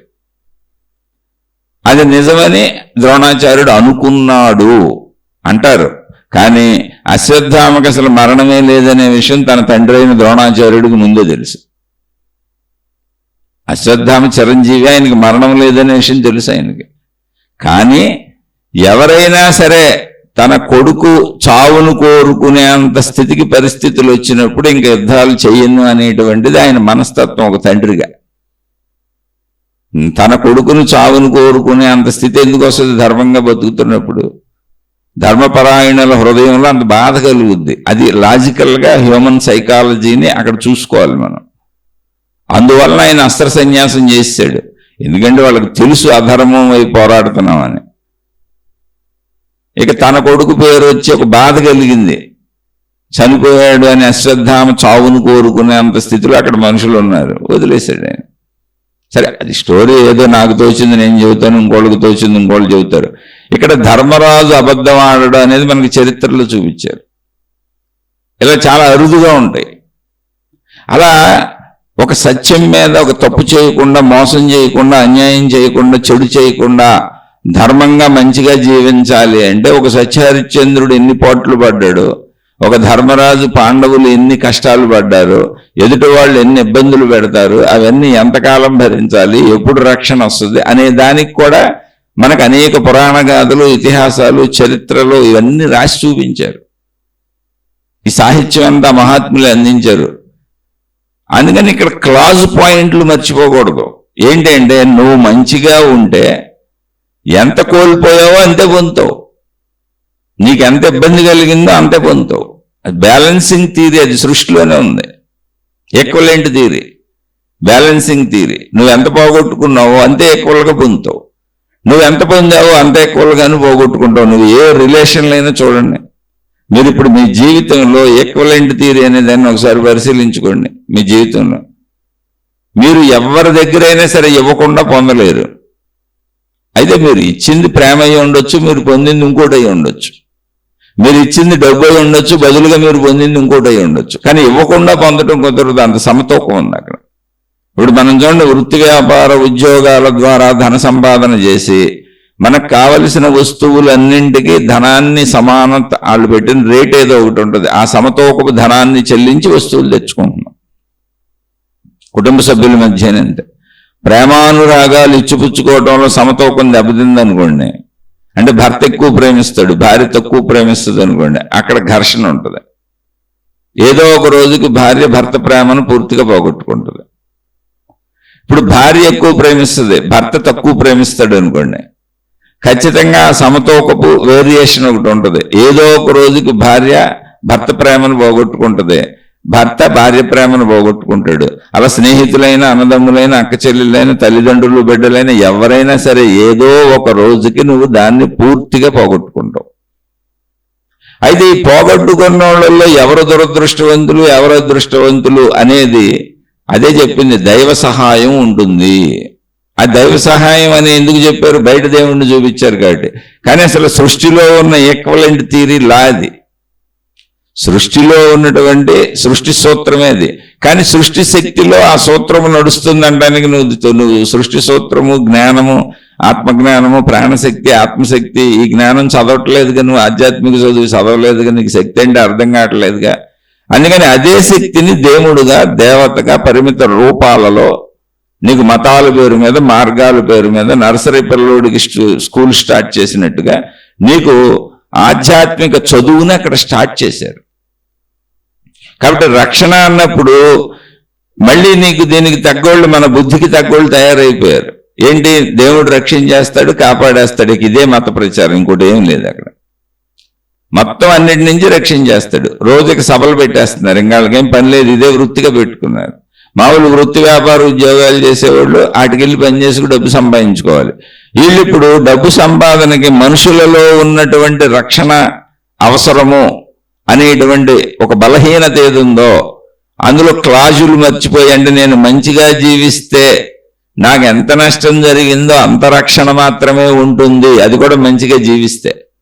మంచిగా జీవించకపోతే శిక్షణ మళ్ళీ శిక్షించేది దేవుడే. అక్కడ లా ఏంటి? దుష్ట శిక్షణ, శిష్ట రక్షణ. ఇది సృష్టి లా, శక్తి సిద్ధాంతం ఇది. For every action equivalent opposite same reaction. నువ్వు ఏ పనిని ఎలా నువ్వు కదిపావో దాని నుంచి వచ్చే ఫలితం అంతే ఎత్తులో అదే విధంగా నీకు తిరిగి వస్తుంది. అది కర్మ సిద్ధాంతం.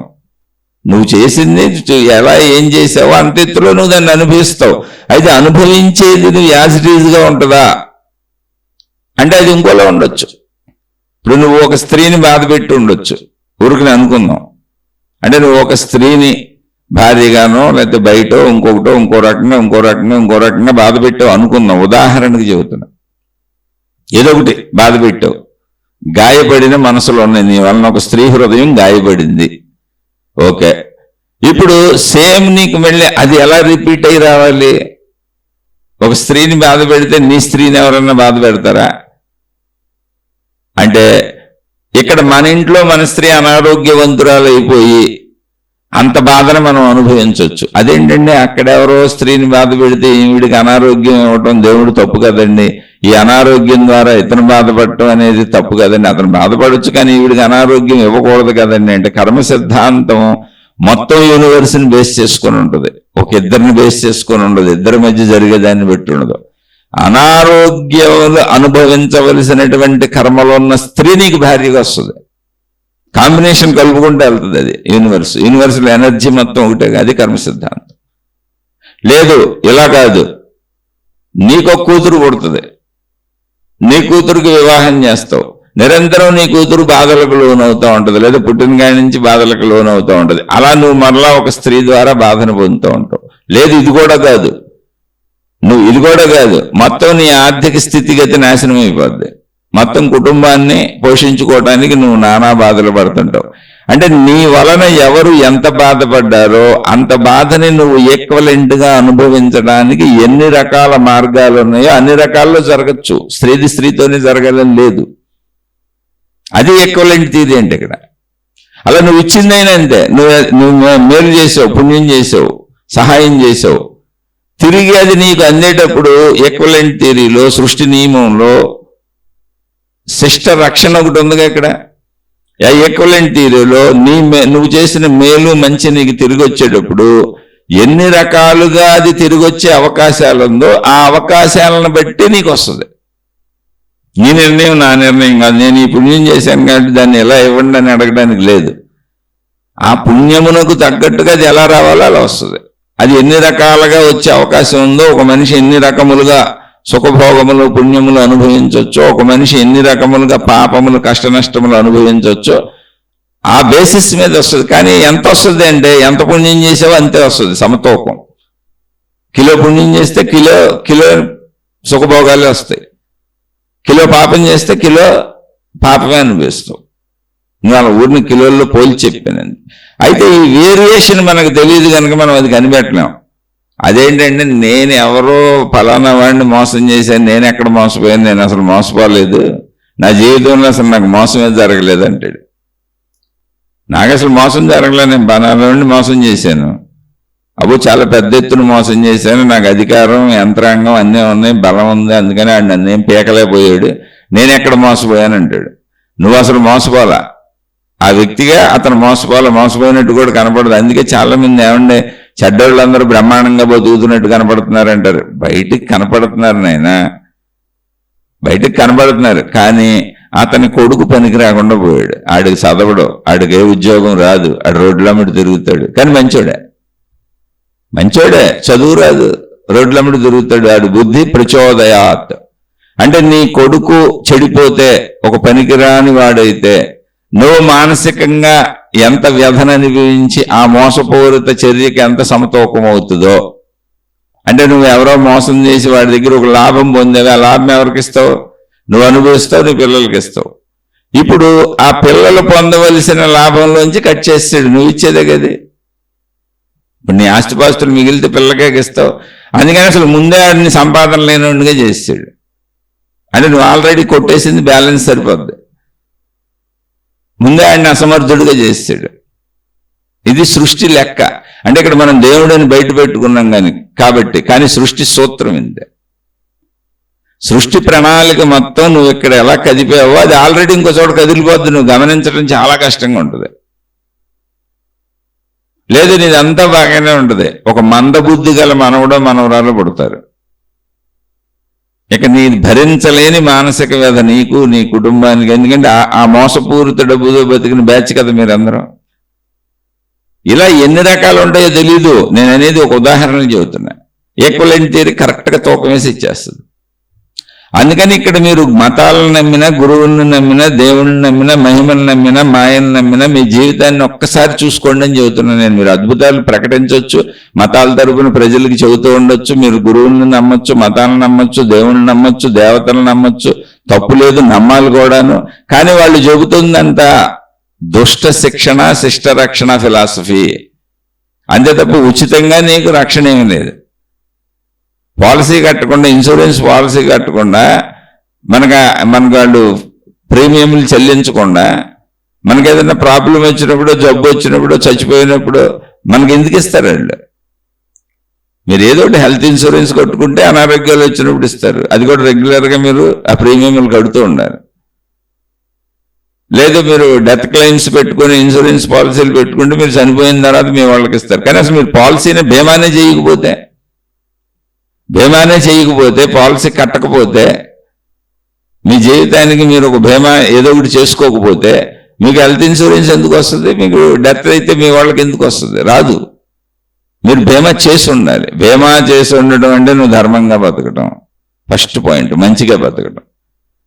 నువ్వు మంచిగా బతకడం అనేది, ధర్మంగా బతకడం అనేది సృష్టి నియమాల ప్రకారం బీమా చేసుకోవటం.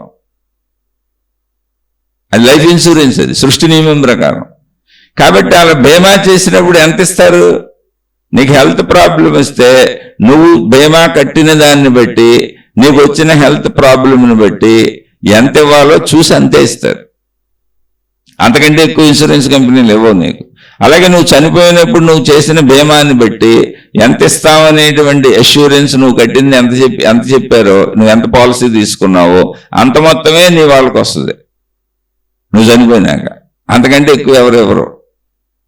అలాగే ఇక్కడ దుష్ట శిక్షణ శిష్ట రక్షణ ప్రాసెస్లో, కర్మ సిద్ధాంత ప్రాసెస్లో, ఈక్వలెంట్ థియరీ ప్రాసెస్లో నువ్వు బీమా చేయటం అంటే మంచిగా బ్రతకటం, ధర్మంగా బ్రతకటం అనేది నువ్వు ఎంత బీమా చేసావు అంటే ఎంత మంచిగా బతికావు, ఎంత ధర్మంగా బతికావో, అలా బతుకుతూ నువ్వు ఎంత కోల్పోయావో. ఎవరైనా నిన్ను మోసం చేస్తే, ఎవరైనా నీకు ఇబ్బంది కలిగిస్తే, ఎవరో ఇబ్బంది కలిగించకపోతే అసలు నీకు బీమా అవసరం లేదు, నీకు జబ్బే రాలేదు, ప్రాబ్లమే ఉందంగా. అసలు నీకు జబ్బే రాలేదు, ప్రాబ్లమే లేదు, అప్పుడు ప్రాబ్లం లేదు. ఇప్పుడు నువ్వు బీమా పాలసీ తీసుకున్నావు, ఒక 20 ఏళ్లకో 40 ఏళ్లకో నేను చనిపోతే అని తీసుకున్నావు. అసలు నువ్వు చనిపోలా, నువ్వు బతికే ఉన్నావు. పాలసీ పీరియడ్ అయిపోయింది, 15 ఏళ్ళు 20 ఏళ్ళు పాలసీ పీరియడ్ అయిపోయింది. అప్పుడు నువ్వు కట్టిన దానికి ఎంత వస్తుందో అంత ఇస్తారు, అంతే తప్ప నువ్వు చనిపోలేదు కాబట్టి వచ్చేది ఏం లేదు. ఇలాగే ధర్మరక్షణ అలాగే ఉంటుంది. నువ్వు ఎంత ధర్మాన్ని జీవించావు, ఎంత మంచిని జీవించావు, వెళ్ళిపోతున్నాడు. జీవితం మంచిగానే ఉందిగా, నిన్నెవరో మోసం చేయాలి, అసలు నిన్నెవరో ఇబ్బంది పెట్టాలి కాబట్టి నువ్వు మంచి చేసావు కాబట్టి మంచిగా వస్తుంది, అందరూ మంచుకుంటారు. నువ్వు అందరికీ పుణ్యంగా జీవించి హెల్ప్ చేస్తా జీవించావు కాబట్టి చెడు చేయలేదు కాబట్టి నీకెవరు చెడు చేయరు కాబట్టి జీవితం హాయిగా సాఫీగా సాగిపోయింది. ఎప్పుడు నీకు వస్తుంది బీమా అంటే నీకు ఎవరైనా చెడు చేస్తే. ఇప్పుడు నువ్వు యాక్సిడెంట్ అయితే కదా నీకు హెల్త్ ఇన్సూరెన్స్ వచ్చేది, నీకు అనారోగ్యం వస్తే కదా హెల్త్ ఇన్సూరెన్స్ వచ్చేది. నువ్వు పాలసీ పీరియడ్ లోపల చచ్చిపోతే కదా మీ వాళ్ళకి డబ్బులు ఇచ్చేది. నష్టం జరగకుండా నీకు డబ్బులు ఎందుకు ఇస్తారు? ఎవరు కదా. సేమ్ అలాగే నువ్వు మంచిగా జీవించినంత కాలం నీ మంచి నీకు రిటర్న్ వస్తుంది కనుక నీకేమి ఇవ్వాల్సిన అవసరం లేదు. దేవుడు, దేవత, మతము, గురువు, మార్గం, విధానం నీకేమి ఇవ్వాల్సిన అవసరం లేదు. అందుకని basic point of the religion or basic point of the god or goddess, దేవుడు, దేవత ఆర్ గురువు, ఎవరైనా గురువు, ఒక మాతాజీ, ఎక్కడైనా సరే బేసిక్ పాయింట్ ఏంటి, దైవీ పరంగా చెప్పబడేది ఏంటంటే నువ్వు మంచిగా జీవించటం. దాన్నే ధర్మము అన్నారు. ఏ మతానికైనా వెళ్ళండి, బేసిక్ పాయింట్ అది. నువ్వు మంచిగా జీవిస్తున్నప్పుడు అసలు నీకు చివరి వరకు ఏమి ఇవ్వాల్సిన అవసరం ఉండదు. ఎందుకని నువ్వు మంచిగా జీవిస్తున్నావు కాబట్టి నీకు మంచిగానే వెళ్ళిపోద్ది, జీవితం అంత హాయిగా వెళ్ళిపోద్ది. ఎందుకని నీ మంచి నీకు తిరిగి వస్తుంది. ఎంత మంచిగా జీవిస్తే అంత మంచి, అంతవరకే. కామ్గా వెళ్ళిపోద్ది, కామ్ గోయింగ్ పర్సన్ అంటారు. చాలా మంది చూడండి, వాళ్ళు ఉద్యోగాలు ఉంటాయి, ఆ వచ్చిన డబ్బులు అలా పెట్టుకొని కొంత దాచుకొని అలా జీవితాన్ని గడుపుకొని చక్కగా భార్య పిల్లలు అందరితో గడిపేసుకొని చక్కగా రిటైర్మెంట్ అయిపోయినాక వచ్చిన డబ్బులు వేసుకొని ఏదో చిన్న చిన్న అనారోగ్యాలు వాటికి ఆ ఉన్న డబ్బులు సరిపోతాయి. అలా ఫ్యామిలీని మెయింటైన్ చేసుకొని వెళ్ళిపోయి మరణించిన వాళ్ళు బోల్డ్ మంది ఉన్నారు సాధారణ జీవితాల్లో. వీళ్ళందరూ మంచోళ్ళే, అలా మంచిగా వెళ్ళిపోతాయి కుటుంబాలు.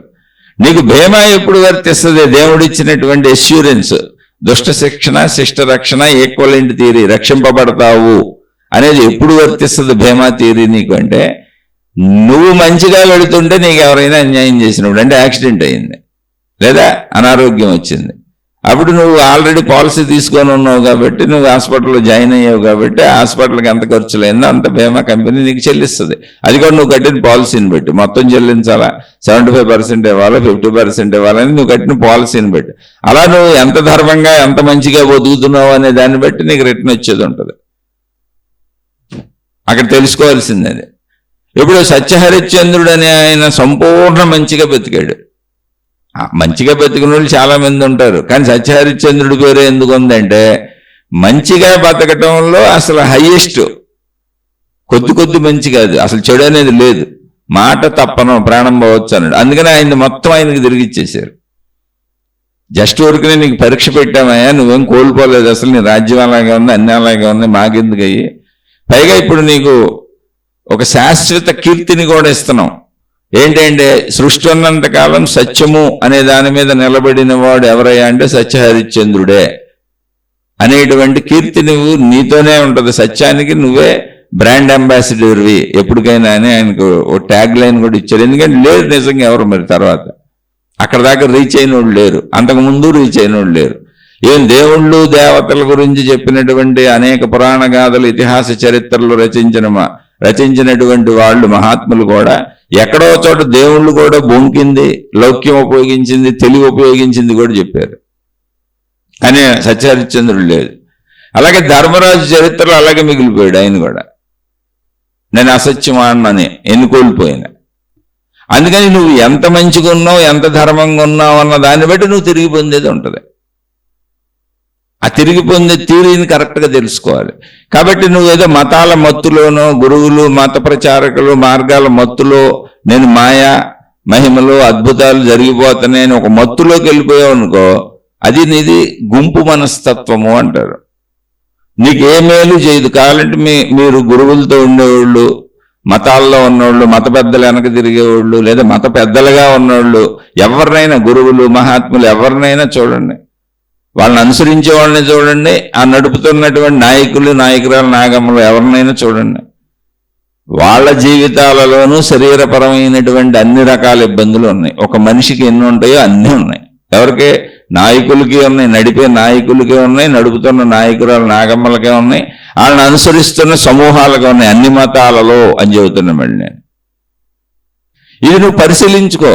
నువ్వు ఇప్పుడు ఎవరో ఒకరు గురువుని అనుసరిస్తా ఉంటావు, పోనీ ఆ గురువు నీకు తెలియదు. ఎందుకంటే ఎప్పటికీ చెప్పడు, మేకప్ వేసి కూర్చుంటాడు. ఆ దగ్గర ఉన్న వాళ్ళకి నలుగురికి ఎవరికో మెయింటైన్ చేసుకుంటాడు, ఎవరికి తెలియకుండా చెప్పుకొని. ఎందుకంటే జిడ్డు కృష్ణమూర్తి గారు చెప్పారు, ఈ గురువులు శిష్యులు యొక్క మనస్తత్వం ఎలా ఉంటుంది అనేది ఆయన చెప్పారు. ఒకళ్ళనొకళ్ళు దొంగలు ఊళ్ళు పంచుకున్నట్టుగా ఒకళ్ళనొకళ్ళు మోసం చేసుకుంటూ బతుకుతారు ఇద్దరు అక్కడని. ఎందుకంటే వీళ్ళకి కావాల్సింది ఏదో ఆయన దగ్గర ఉంది, ఆయనకి కావాల్సింది ఏదో వీళ్ళ దగ్గర ఉంది. వీళ్ళందరూ కలిపి ఒక సమూహాన్ని తయారు చేసి నమ్మిస్తూ ఉంటారు. అంతే, వాళ్ళకి తెలుసు, ఇద్దరికి తెలుసు ఆ విషయం. కానీ దానికి అలవాటు పడిపోయిన మనస్తత్వాలు మనకు డబ్బు కావాలి, సుఖాలు కావాలి, భోగాలు కావాలి, గుర్తింపు కావాలి, ప్రజల్లో కీర్తి ప్రతిష్టలు కావాలి, నిరంతరం కావాలి కావాలి కావాలి. అవి ఏ అడ్డదారులు ఎలా వచ్చినా పర్లే. అందుకని మతాలను, మార్గాలని, దేవుళ్ళని కూడా కొంతమంది అడ్డదారులుగా మరుచుకున్నారు. కానీ ముందే చెప్పాను, అది ఏర్పరచబడిన వ్యవస్థ. ఎందుకంటే ఆధ్యాత్మిక చదువులో నర్సరీ క్లాస్ స్టార్ట్ చేశారు. నర్సరీ నుంచి ఎల్కేజీ, యూకేజీ, 1వ తరగతి, 2వ తరగతి అలా నిన్ను చదివించుకుంటూ శక్తి వరకు తీసుకొచ్చేస్తారు. పిహెచ్డీకి తీసుకొచ్చి నిన్ను ప్రొఫెసర్ని చేసేసి శక్తిలో లయం చేసేస్తారు. నువ్వు అనంత ఆత్మస్వరూపుడు అయిపోతావు. ఆ చదువు కరెక్ట్గా వస్తే అలా వస్తుంది. అందుకని పెట్టింది అది. ఆధ్యాత్మిక చదువు, దైవీ చదువు అనేటువంటి మతాలు, మార్గాలు, ఏదైనా విధానాలు ఏర్పాటు చేసింది ఎందుకంటే నిన్ను అనంత ఆత్మశక్తిలో కలపటానికి. దాన్ని ఒక మతం దేవుడు అనొచ్చు, దేవత అనొచ్చు, దైవశక్తి అనొచ్చు, మతాల్లో విభిన్నతలు ఉండవచ్చు. కానీ బేసిక్గా జరిగేది నువ్వు ఆ సంపూర్ణతలో కలిసిపోవడం. నేను ఆ సంపూర్ణతని అవగాహనను పొందడం, నేను సామాన్య శరీరము అనేటువంటి భావన భ్రాంతిని బాగొట్టుకోవడం, మరణం నాకు ఇబ్బంది కాదు అనేటువంటి అభయస్థితిని పొందడం, మొత్తం టోటల్గా జరిగేది అది. కానీ ఇందులో దూరిపోయారు ఈ బలహీనతలను వాడుకునేవాళ్ళు. అందుకని మతంలో అయినా, మార్గంలో అయినా, దేవుళ్ళలో అయినా అక్కడ ఇఫ్లు బట్టలు సత్యతలు తెలుసుకోవాలి. ఏంటి ఇఫ్ బట్ అంటే, నువ్వు ధర్మముగా ఉంటే, ఒకవేళ ఇఫ్ నువ్వు ధర్మముగానే జీవిస్తూ ఉంటే, మంచిగానే జీవిస్తూ ఉంటే ఖచ్చితంగా రక్షణ పొందుతావు. ఎప్పుడు? నీకు నష్టం వస్తే. నువ్వు ధర్మంగా మంచిగా ఉంటే నీకు నష్టమే రాలేదు. నువ్వు చేసిన ఫలితాలు నీకు తిరిగి వచ్చినప్పుడు, ధర్మంగా ఉన్నప్పుడు ధర్మ ఫలితాలే వస్తాయి, మంచిగా ఉన్నప్పుడు మంచి ఫలితాలే వస్తాయి. అసలు నీకు నష్టమే జరగలేదు. ఇంకా ప్రాబ్లం ఏంది? అప్పుడు నీకు బీమా వర్తించదు. గాడ్ అష్యూరెన్స్తో నీకు పని లేదు. నువ్వు ఆల్రెడీ ధర్మంగా మంచిగా ఉండిపోయావు కాబట్టి జీవితం అంతా మంచిగా వెళ్ళిపోయింది. అలానే మరణం ఎవరికైనా తప్పదు, శరీర మరణం తప్పదు, అసలు దాన్ని ఎవరు మార్చలేరు. మరణం అనేది బీమాలో అష్యూరెన్స్ కాదు, చనిపోతావు కంపల్సరీ. ముందే చనిపోతే, నువ్వు పీరియడ్ కట్టిన లోపల చనిపోతే, 15 ఏళ్ళు, 10 ఏళ్ళు, 20 ఏళ్ళు పాలసీ తీసుకొని ఆ పాలసీ పీరియడ్ పూర్తయ్యే లోపల చనిపోతే బీమా వర్తిస్తుంది. అలాగే నీకు ఎక్కడైనా మరణం కామనం, దేవుడి దండైనా మరణం కామనం, మతంలో అయినా మరణం కామనం. నువ్వు బతికుండేది ఏం లేదు. కానీ మంచిగా వెళ్ళి మంచిగా పోతావు, బాల్య కౌమార యవ్వన వార్ధక్య దశలను అనుభవించి. అందుకని మీరు ఇక్కడ తెలుసుకోవలసిన పాయింట్ ఏంటంటే, రక్షణ అనేది ఎప్పుడూ వర్తించే సూత్రము కాదు. అందుకని మీరు మిమ్మల్ని నడిపేటువంటి నాయకుల్ని గమనించుకోండి, అది ఏ మతమైనా. నడుస్తున్న మిమ్మల్ని గమనించుకోండి, మీ గుంపులో ఉన్న మీ చుట్టూ సమూహాలను గమనించుకోండి, వాళ్ళు ఎన్ని ప్రాబ్లమ్స్కి లోనవుతున్నారో చూసుకోండి. ఎవరు ఎంత అధర్మము ప్రవర్తించారో వాళ్ళు గురువుల పోస్టులో ఉండొచ్చు, నాయకుల పోస్టులో ఉండొచ్చు, నాయకురాలు నాగమ్మలై ఉండొచ్చు, పురుషులై ఉండొచ్చు, స్త్రీలై ఉండొచ్చు. ఎవరు నాయకులైనా, వాళ్ళు గురువులైనా, శిష్యులైనా, భక్తులైనా, దేవుళ్ళే అని పిలువబడుతున్నా మనుషులుగా సంచరించి మానవ దేహంలో ఉన్న వాళ్ళు ఎవరైనా వాళ్ళు దేవుళ్ళని పిలువబడవచ్చు, గురువులని పిలువబడవచ్చు. పేర్లు అనేక ఊరిని మనం పెట్టుకునే ఒక్కొక్క మతంలో ఒక్కోలా ఉంటుంది. ఎవరైనా వారి వారి ధర్మ ప్రవృత్తిని బట్టి, వారి వారి అధర్మ క్రియలను బట్టి వారు ఫలితములు అనుభవిస్తూనే ఉంటారు. మీరు చూసుకోండి. అసలు ఎట్టి పరిస్థితుల్లో మహిమలో మాయలో అద్భుతాలు జరగవు అని అంత కాన్ఫిడెంట్గా ఎందుకు చెబుతున్నానంటే, సృష్టి సూత్రాన్ని మార్చేంత దమ్ము ఎవరికే ఉండదు. ఆయన వాన ఆపేశాడు, ఈయన సూర్యుడిని ఆపేశాడు, ఈయన ఎండ రాకుండా చేశాడు, ఈయన తుఫాను ఆపేశాడు, ఆయన సునామీ ఆపేశాడని మీరు కథలు రాసుకొని కథలు చెప్పుకుంటే అది మీ పిచ్చితనం, ఆ చెప్పిన వాళ్ళు పిచ్చితనం. అందరూ గుంపు మనస్తత్వం. సినిమా హాల్లోకి వెళ్ళి ఫ్యాన్స్ వాళ్ళు అందరూ ఎగిరినట్టు ఉంటుంది, అంతకు మించి ఏమి ఉండదు. అక్కడ వచ్చే వానలు వస్తానే ఉన్నాయి, వచ్చే భూకంపాలు వస్తానే ఉన్నాయి, సునామీలు వస్తానే ఉన్నాయి, వచ్చే జబ్బులు వస్తానే ఉన్నాయి. ప్రతి ఊరిలో హాస్పిటల్లో కిటకిటలు ఆడిపోతున్నాయి జబ్బుల మెయిన్తో. మనుషులందరూ బాధలకు లోనవుతానే ఉన్నారు. ప్రతి ఇంట్లో దేవుడు, దేవత, గురువు, విధానం, మతం అన్నీ ఉన్నాయి. మరి ఎందుకు ఇక్కడ దేవుళ్ళని, దేవతల్ని, విధానాలను నేను అస్సలు కించపరచట్లా. అక్కడ బట్ట సూత్రం చెబుతున్నా. ధర్మము, నువ్వు ఎంత ధర్మంగా ఉన్నావో, ఎంత మంచిగా ఉన్నావో అంత మంచిని మాత్రమే పొందుతావు. నువ్వు జీవితం మొత్తం అలాగే సాగితే నీకు అసలు ఇబ్బందే రాకపోతే నేను రక్షించాల్సిన అవసరమే లేదు. రక్షణ ఎవరికి కావాలి? ఇబ్బంది వచ్చిన వాళ్ళకి, బాధ వచ్చిన వాళ్ళకి, కష్టం వచ్చిన వాళ్ళకి. నువ్వు మంచిగా బతికినప్పుడు నిన్ను ఎవరైనా నష్టపరిస్తే, మోసపరిస్తే అప్పుడు రక్షణ ఉంటుంది. అది సృష్టి సూత్రం. ఆ సూత్రాన్ని దేవుడి పేరు మీద చెప్పింది మతం. ఎందుకంటే నువ్వు ఎల్కేజీలో ఉన్నావు కాబట్టి, నర్సరీలో ఉన్నావు కాబట్టి. ఇప్పుడు నేను ముందుకు తీసుకెళ్ళి చెప్పుద్ది. ఇంకా అది శక్తితత్వం దాకా నువ్వు రావాలి. నువ్వు ఈ బొమ్మల నుంచి, ఆకారాల నుంచి, సగుణాల నుంచి నిరాకారానికి అర్థం చేసుకోగలిగిన స్థాయికి వచ్చినప్పుడు, శక్తితత్వం దాకా నీకు వచ్చినప్పుడు అప్పుడు సృష్టి సూత్రాలు చెప్తుంది. ఈక్వలెంట్ థియరీ చెబుతుంది. నీకే కనపడతా ఉంటుంది ఈక్వలెంట్ థియరీ. నీకు అర్థమైపోద్ది నీ జీవితంలోని ఈ నడకలో, ఈ ప్రయాణంలో. నువ్వు చదువుకుంటూ, నర్సరీలో జాయిన్ అయ్యి చదువుకుంటూ, జ్ఞానాన్ని వింటూ, వాళ్ళు చెప్పింది వింటూ సాగుతున్న దశలో నీలో నీకే కనపడేలా, నీ జీవితంలో నీకు దర్శనమయ్యేలా ఈ బోధలన్నీ జరుగుతూ ఉంటాయి. శక్తితత్వానికి వచ్చేటప్పటికి ఈక్వలెంట్ థియరీ అన్నీ నీకే అర్థమైపోతాయి. సమసిద్ధాంతం, కర్మ సిద్ధాంతం అన్నీ నీకు అర్థమైపోతాయి. అదే కదా చదువు అంటే. ఇప్పుడు చదువుకోకపోవటం వల్ల మీరు మహిమలను నమ్ముతున్నారు, అద్భుతాలను నమ్ముతున్నారు, మాయలను నమ్ముతున్నారు. మతాలు, దేవుళ్ళు, విధానాలు, మత పెద్దలు, ఈ మత ప్రచారకులు, ఈ దైవ ప్రచారకులు వీళ్ళని మీరు చదువుకోకపోవటం వల్ల నమ్ముతున్నారు, అజ్ఞానంతో నమ్ముతున్నారు. అందుకే విద్య లేని వాడు వింత పశువు అన్నారు. వింతైన పశువు అని చెప్పారు. ఎందుకని ప్రవర్తన అలా ఉంటుంది. ప్రాక్టికల్గా ఆలోచించరు, ప్రాక్టికాలిటీ పోతుంది. మహిమలు మాయలు అద్భుతాలు, మహిమలు మాయలు అద్భుతాలని ప్రదర్శించి అవి ఉన్నవని చెబుతున్నటువంటి వాళ్ళే మేకప్ లేసుకు తిరుగుతున్నారు తప్ప వాళ్ళ శరీరాన్ని గమనించండి అంటున్నా. వాళ్ళ శరీరం మన శరీరం లాగానే అన్ని రకాల స్థితులను ఇబ్బంది పడుతూ వెళ్తూనే ఉంది, అన్ని రకాల బాధలకి లోనవుతూనే ఉంది. కాకపోతే దైవము, మతము వాళ్ళు వృత్తిగా ప్రవృత్తిగా పెట్టుకున్నారు. మీరు ఆ పాయింట్ని క్యాచ్ చేయట్లా. చదువులో ఒక భాగంగా సత్యాన్ని తెలుసుకోండి. మీరు సత్యాన్ని తెలుసుకున్నాక ఆచరించండి, ఆచరించకపోండి, అది వేరే విషయం. కానీ విజ్ఞానంతో బతకాలి. భౌతికమైన చదువు చదువుకోవాలి, ఆధ్యాత్మిక చదువు చదువుకోవాలి. విజ్ఞానం ఉన్నవాళ్ళు మూఢత్వానికి వెళ్ళరు, మూర్ఖత్వానికి వెళ్ళరు, చెడుకి వెళ్ళరు, మూఢనమ్మకాలు ఉండవు. మూఢనమ్మకాలు ఎక్కడ ఉంటాయంటే విద్య లేని చోట ఉంటాయి. అందుకే విద్య లేని వాడు వింత పశువు. అది భౌతికమైన, ఆధ్యాత్మికమైన. అందుకని విద్య లేని వాళ్ళు ఎవరో రక్షకుడు వస్తాడు, రక్షించేస్తాడని నమ్ముతూ కూర్చుంటారు. ఎవరో రక్షకుడు వచ్చి రక్షిస్తే, ఒక చిన్న పాయింట్, అసలు మీ డబ్బులతో వాళ్ళకి అవసరం ఏంటి చెప్పండి? డబ్బులు మామూలు మనుషులు కష్టపడి సంపాదించుకునే కదా. రక్షకుడు వాళ్ళకు ఉన్నప్పుడు ఆఫ్టర్ ఆల్ కాగిత ముక్కలు కదా డబ్బులు, చిల్లర నాణ్యాలు మనం తయారు చేసుకునే కదా. రక్షకుడు వాళ్ళకి డబ్బులు ఇవ్వలేడా? జబ్బులు తగ్గించేసి ఇన్ని చేసి మహిమలు చేసి మాయలు చేసి అద్భుతాలు చేసి వర్షాలు ఆపేసి ప్రకృతిని ఆపేసి భూమిని శాసించి నీటిని శాసించి పంచభూతాలని శాసించేసి అన్ని రకాల అద్భుతాలు మహిమలు చేయగలిగినటువంటి ఈ మత ప్రచారకుల చెవుల్లో గుసగుసలాడేటువంటి ఆ మహిమలు చేయగలిగినటువంటి దేవుడు లేక దేవత లేక ఎవరైనా వాళ్ళకి డబ్బులు ఇవ్వలేరా? వాళ్ళ శరీరాలను యవ్వనంగా ఉంచలేరా? వాళ్ళ ఆరోగ్యాలు మేకప్లు వేసుకోకుండా సుందరంగా ఉంచలేరా? వాళ్ళకి సేవలు మనుషులు చేయాలా? అంటే వీళ్ళు మనం ఆలోచించం. ఎందుకనంటే వాళ్ళు ప్రేరేపించేటప్పుడే నువ్వు డబ్బులు దేవుడికి ఇస్తున్నావు, దేవుడి కోసం ఇస్తున్నావు, నువ్వు సేవలు దేవుడికి చేస్తున్నావు, దేవుడి కోసం చేస్తున్నావు, మాకు కాదని చెబుతారు. అది తీసుకుంటుంది డబ్బులు వాళ్లే, అనుభవిస్తుంది వాళ్లే, సేవలు తీసుకుంటుంది వాళ్లే, అనుభవిస్తుంది వాళ్లే, కానీ పేరు దేవుడు, దేవత, మతం.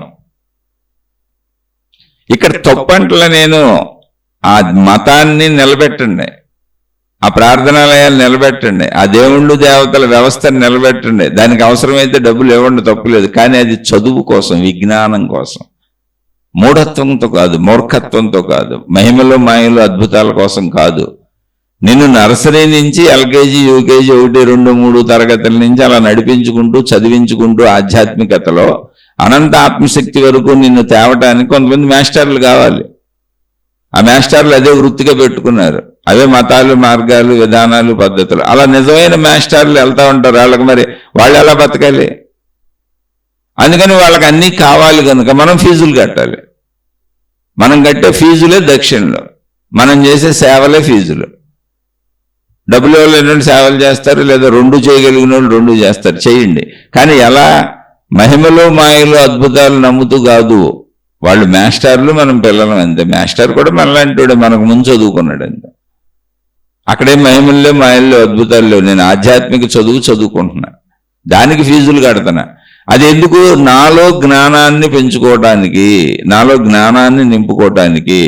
నేను ఆ జ్ఞానంతో పరిపక్వత తెచ్చుకొని నేను మనిషిని, నేను శరీరమును అన్న భావంతో మొదలయ్యి నేను అనంతాత్మశక్తిని అనే భావం వరకు ప్రయాణించడానికి నా జీవితంలో నేను మొత్తం 100 ఏళ్ళు నాకు ఆయువు ఉన్నంత వరకు మంచిగా మాత్రమే, ధర్మంగా మాత్రమే జీవించడానికి అవసరమైన చదువుని నాకు నేను ఎక్కడ పుట్టానో, ఇప్పుడు పుట్టుకతో మతం కనుక నేను ఎక్కడ పుట్టానో ఆ మతము, నేను పుట్టినప్పుడు నా తల్లిదండ్రులు ఎవరిని అనుసరిస్తున్నారో, ఏ దేవుణ్ణి, ఏ గురువుల్ని, ఏ మహాత్ముల్ని, ఏ విధానాలని, ఏ మతాలని అనుసరిస్తున్నారో తదనుగుణంగా నేను సాగుతూ, ఇంకా ఉన్నటువంటి నేను నాకు సొంత విజ్ఞత వచ్చినాక, నేను పెరిగి పెద్దోడిని అయినాక, నాకు స్వతంత్రత వచ్చినాక, నేను స్వతంత్రంగా ఆలోచించి అర్థం చేసుకోగలిగిన స్థాయి వచ్చినాక, ఇతర మతముల ఇతర మాస్టర్లు, ఇతర టీచర్లు, ఇతర మతాల్లో ఇతర దేవుళ్ళు, ఇతర టీచర్లు ఏం చెబుతున్నారో కూడా తెలుసుకుంటూ నాలో మంచిని, జ్ఞానాన్ని పెంచుకుంటూ సాగుతాను.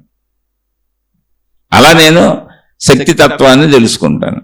ఈ శక్తి తత్వాన్ని అంటే నేను అనంత ఆత్మశక్తిని అనేటువంటి శరీరము నేనన్న పాయింట్ నుంచి నేను శక్తిని అనేటువంటి పాయింట్ వరకు నేను సాగటానికి మతాలు అనేక రకాలుగా చెప్పచ్చు. ఇప్పుడు ఆత్మశక్తి అనేది కొంతమంది చెబుతారు, అది ఒక మతంలోనే చెప్పబడుతుంది. ఆ మతంలో కూడా కొంతమంది మళ్ళీ దాన్ని ఒప్పుకుంటారు, ఆ మతంలో మిగిలిన వాళ్ళు ఒప్పుకోరు. మళ్ళీ వాళ్ళు ద్వైతం అంటారు, కొందరు విశిష్టాద్వైతం అంటారు, దీన్ని అద్వైతం అంటారు, ఉన్నది ఒకటే అని, మోక్షము ఆత్మ సాక్షాత్కారం అని. అలా అనేక మతములు అనేక రకాలుగా చెబుతాయి. కానీ ఎన్ని చెప్పినా అన్నింటికి అల్టిమేట్ పాయింట్ అయితే ఒకటి ఉంది. ఏంటంటే నువ్వు ఈ శరీరం వదిలేసినాక మాత్రం ఆ దేవుడుల దగ్గరన్నా ఉంటావు, లేదా శక్తిలో అన్నా కలిసిపోతావు. 2 ఒకటే. దేవుడి దగ్గర ఉన్నా నువ్వు ఆ దైవ లోకం అన్నప్పుడు ఆ దైవ లోకంలో అక్కడ మిగిలిపోతావు, శరీరంతో ఉంటావని మాత్రం నీకు చావట్లా. ఏది సత్యమో అది జరుగుద్ది, అందులో ఏముంది, అల్టిమేట్గా అయితే రీచ్ అయిపోతాం. దేవుడి లోకంలో ఉంటాం, కొన్ని మతాల్లో అల్టిమేట్ అయి ఉండొచ్చు. దైవ శక్తిలో కలిసిపోతాం, కొన్ని మతాల్లో అల్టిమేట్ అయి ఉండొచ్చు. కానీ దేవుడి లోకంలోకి ఈ శరీరం తెల్లం, చావు అయితే తప్పదు, అక్కడ మోసం ఏం లేదు. మరి దేవుడి లోకంలోకి ఎలా వెళ్తావు? సూక్ష్మ శరీరంతో వెళ్తావు. సూక్ష్మ శరీరం అంటే ఏంటి? ఆ సూక్ష్మ శరీరము వెలుగు శరీరం. వెలుగులో అక్కడ ఉంటావు. ఏదో ఒకటి పోయినా ఆ వెలుగులో కలిసిపోయి ఉంటుంది. ఇప్పుడు వెలుగు లోకంలో అంటే దేవుణ్ణి బయట పెట్టుకున్నాం కాబట్టి ఆకార ఆకృతులు బయట పెట్టుకున్నాం కాబట్టి దేవుడు ఎలా ఉంటాడు? అసలు వెలుగులా ఉంటాడు. దేవుడికి స్థూల శరీరం లేదు, దేవతకి స్థూల శరీరం లేదు. ఈ విషయాలను అక్కడ మతాలే చెబుతున్నాయి. కాంతి స్వరూపుడు కాబట్టి ఆ కాంతి లోకంలో ఆ కాంతిలో కలిసిపోయిన కాంతిగా నువ్వు ఆ దేవుడితో ఉంటావు. ఏముంది దాన్ని ఇక్కడ ఆత్మ సిద్ధాంతంలో దాన్ని కాంతి అనకుండా శక్తి అన్నారు. శక్తిలో అసలు నువ్వు కలిసిపోయి లీనమైపోయి ఏకత్వ భావంలో ఉంటావని ఎక్కడ చెప్పారు?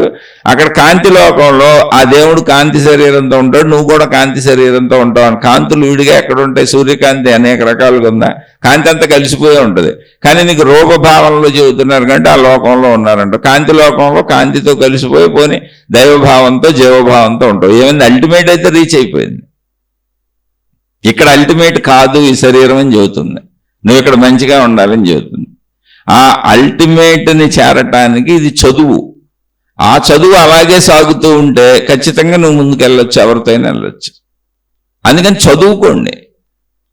ఈ చదువులో నేను కరెక్ట్గా మంచి స్కూల్లో ఉన్నానా లేదా, మా మాస్టర్ మంచి అయినా కాదా, మాకు చెబుతున్న ఉపాధ్యాయురాలు మంచి ఆవిడా కాదా, నేను వెళ్తున్న విధానం మంచిదా కాదా అంటే ఒకటే గుర్తు: మతాలు తప్పు కాదు, దేవుళ్ళు తప్పు కాదు, దేవతల తప్పు కాదు, ఏ విధానాలు తప్పు కాదు. పెద్దలు ఏర్పరిచినటువంటి శాశ్వత మార్గపు విధానాలు ఏవి తప్పు కాదు.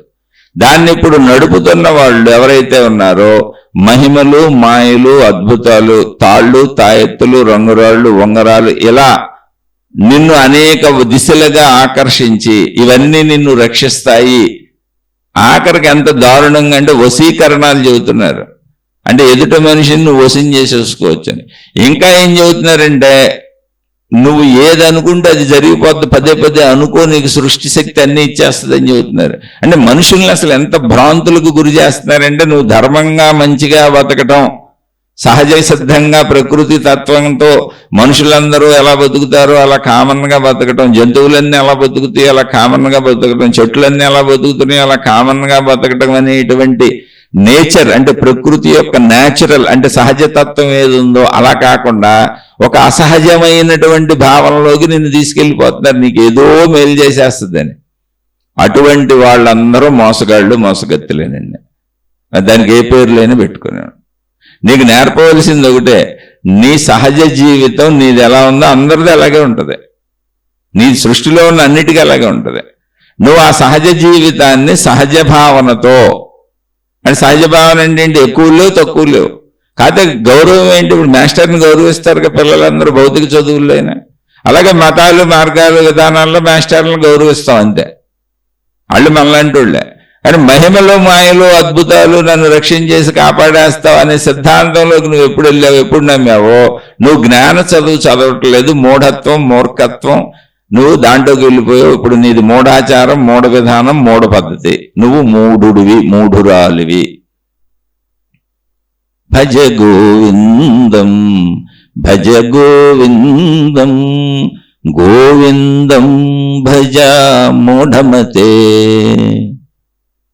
సంప్రాప్తే సన్నిహితే కాలే సంప్రాప్తే సన్నిహితే కాలే నహి నహి రక్షతి డుకృంకరణే నహి నహి రక్షతి డుకృంకరణే భజ గోవిందం భజ గోవిందం గోవిందం భజ మూఢమతే. ఇది నేను చెప్పింది కాదు, శంకరాచార్యుల వారు రచించినటువంటి అద్భుతమైనటువంటి శ్లోకం. ఆత్మతత్వవేత్త అయిన, ఆత్మజ్ఞానాన్ని అందించిన మహనీయుడైన, మరుగున పడిపోతున్నటువంటి ఆత్మతత్వాన్ని మళ్ళీ దేదీప్యమానంగా ప్రజల్లోకి తీసుకొచ్చి ఆత్మజ్ఞానాన్ని నిరూపించినటువంటి మహానుభావుడు.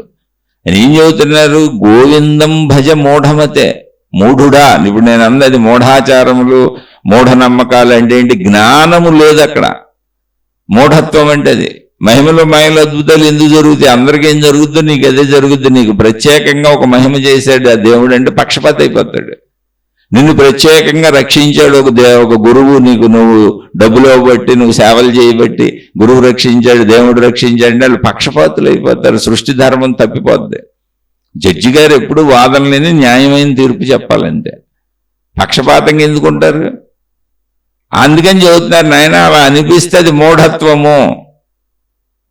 ఆ గోవిందుణ్ణి భజించు. గోవిందుడు అన్నప్పుడు నువ్వేమర్థమైంది తీసుకోవచ్చు, నీదే మతం అయితే అర్థం తీసుకో, ఆ దేవుణ్ణి తీసుకో. ఇంకొకటి ఏంటంటే ఇక్కడ గోవిందుడు అన్న పదంలో ఇక్కడ ఈ గో అన్న ఈ విందములు అన్న మన పంచేంద్రియాలను కూడా సూచించేటువంటి అర్థం ఉంది. ఈ పంచేంద్రియాల శరీరం వెనకబడిపోకుండా దాని తత్వాన్ని తెలుసుకో, దాని ఆధారతను తెలుసుకో, దాని ఆత్మతత్వాన్ని తెలుసుకో అనేటువంటి ఇంకో అర్థం కూడా ఉంది. ఇందులో ఎవరు మానసిక స్థాయిలను బట్టి జ్ఞాన స్థాయిలను బట్టి తీసుకోవచ్చు. చెప్పేవాళ్ళు కూడా అలాగే చెబుతారు, వాళ్ళకి అర్థమైన జ్ఞాన స్థాయిని బట్టి వాళ్ళ మానసిక స్థాయిని బట్టి. కానీ ఏదైనా మంచి అక్కడ మూఢమతి అనే పదం నేను వాడింది కాదంటానికి మీకు ఈ శ్లోకం చెప్పాను. మూఢులు అంటే ఎవరో అప్పుడే చెప్పేశారు ఆయన మూఢత్వం వద్దని. మూఢత్వం అంటే ఏంటి? నువ్వు ఆలోచించకపోవటమే మూఢత్వం.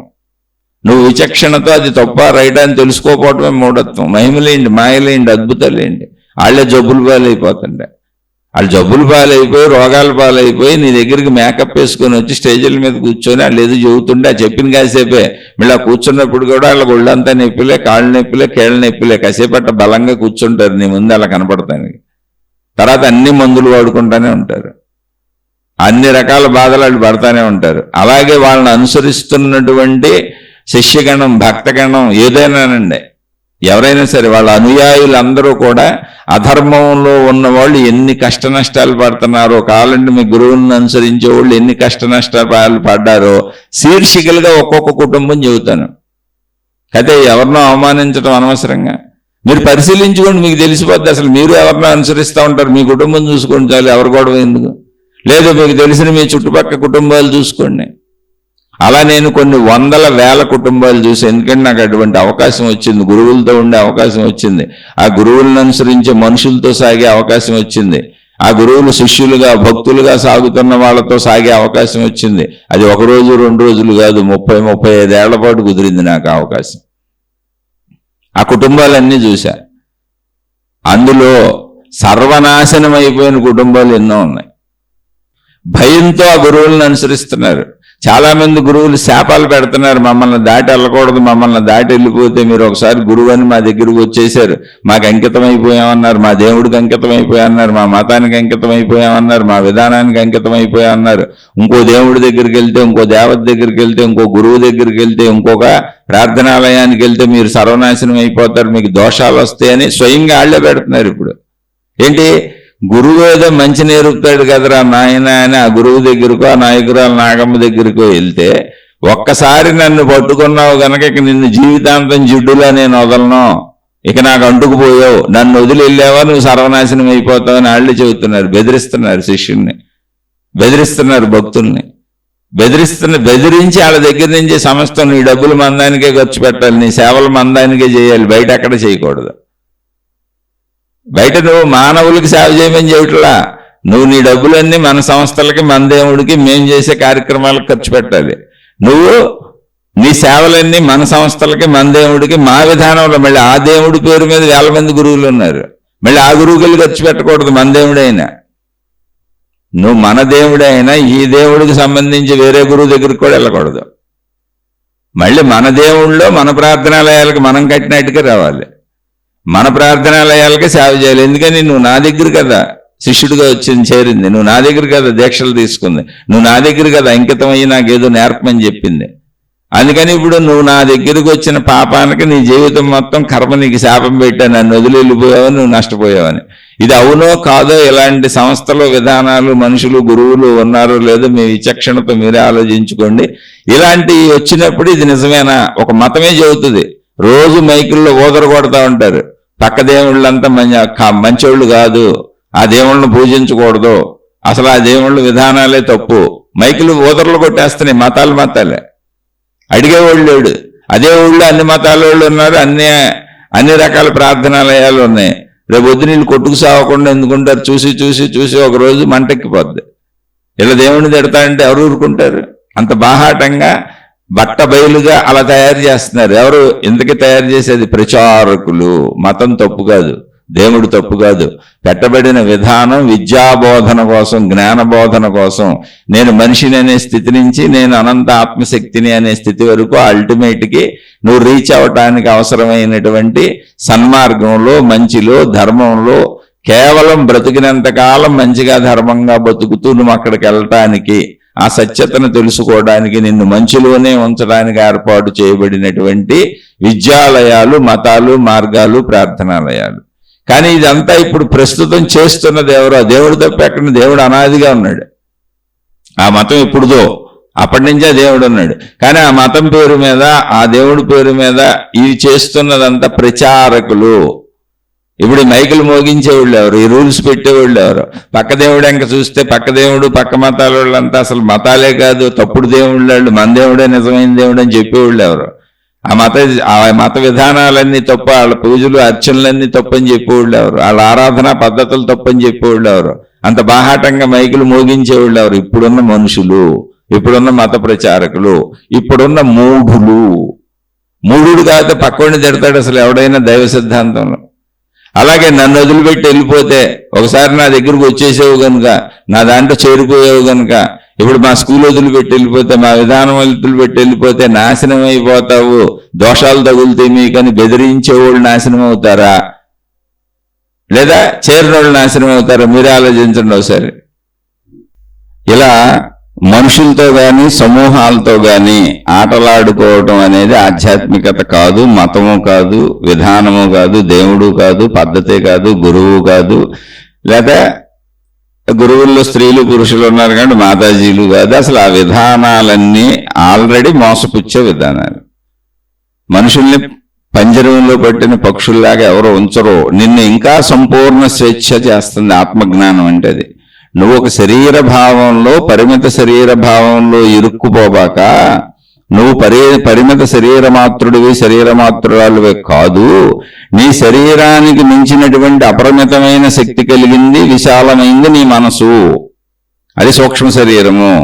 దానికంటే అపరిమితమైనటువంటి అనంతత్వము నీ ప్రాణశక్తి. నువ్వు సర్వవ్యాపక అనంత ప్రాణశక్తి అని నీకు శరీరం అనే దేహ పంజరం నుంచి నిన్ను విడుదల చేయడానికి ఏర్పాటు చేయబడిన వ్యవస్థలో మతాలు, మార్గాలు, గురువులు, దేవుళ్ళు, దేవతలు, విధానాలు, జ్ఞానము అనేటువంటి ఆధ్యాత్మిక చదువు. అంతే తప్ప నా దగ్గరికి వస్తే ఇంకో చోటకి వెళ్ళకూడదు, ఈ దేవుణ్ణి పూజిస్తే ఆ దేవుణ్ణి చూడకూడదు, ఆ మతంలో ఉంటే ఈ మతాన్ని చూడకూడదు అని చెప్పేవన్నీ కూడా నిన్ను నీ చదువు వైపు వెళ్ళనివ్వకుండా ఇంకా బంధించి నిన్ను అజ్ఞానంలో ఉంచుతున్నాయని నువ్వు గుర్తించగలిగితే నిన్ను నువ్వు ఉద్ధరించుకుంటావు. లేదా అయ్యే బాగున్నాయి అనుకునేవాళ్ళు చక్కగా ఆనందంగా వెళ్ళొచ్చు. ఎందుకంటే అవి ఎవరికి బాగుంటాయంటే, ఎవరైతే మూఢమతే, శంకరాచార్యుల వారు చెప్పినటువంటి మూఢత్వం అనే మూఢమతి ఏదుందో ఆ మూఢత్వంలో ఉన్న వాళ్ళకి అవన్నీ బాగుంటాయి. ఇలా మూఢత్వంలో ఉన్న వాళ్ళని మోసం చేద్దాం అనుకునే వాళ్ళకి అసలు ఇంకా చక్కగా ఉంటాయి.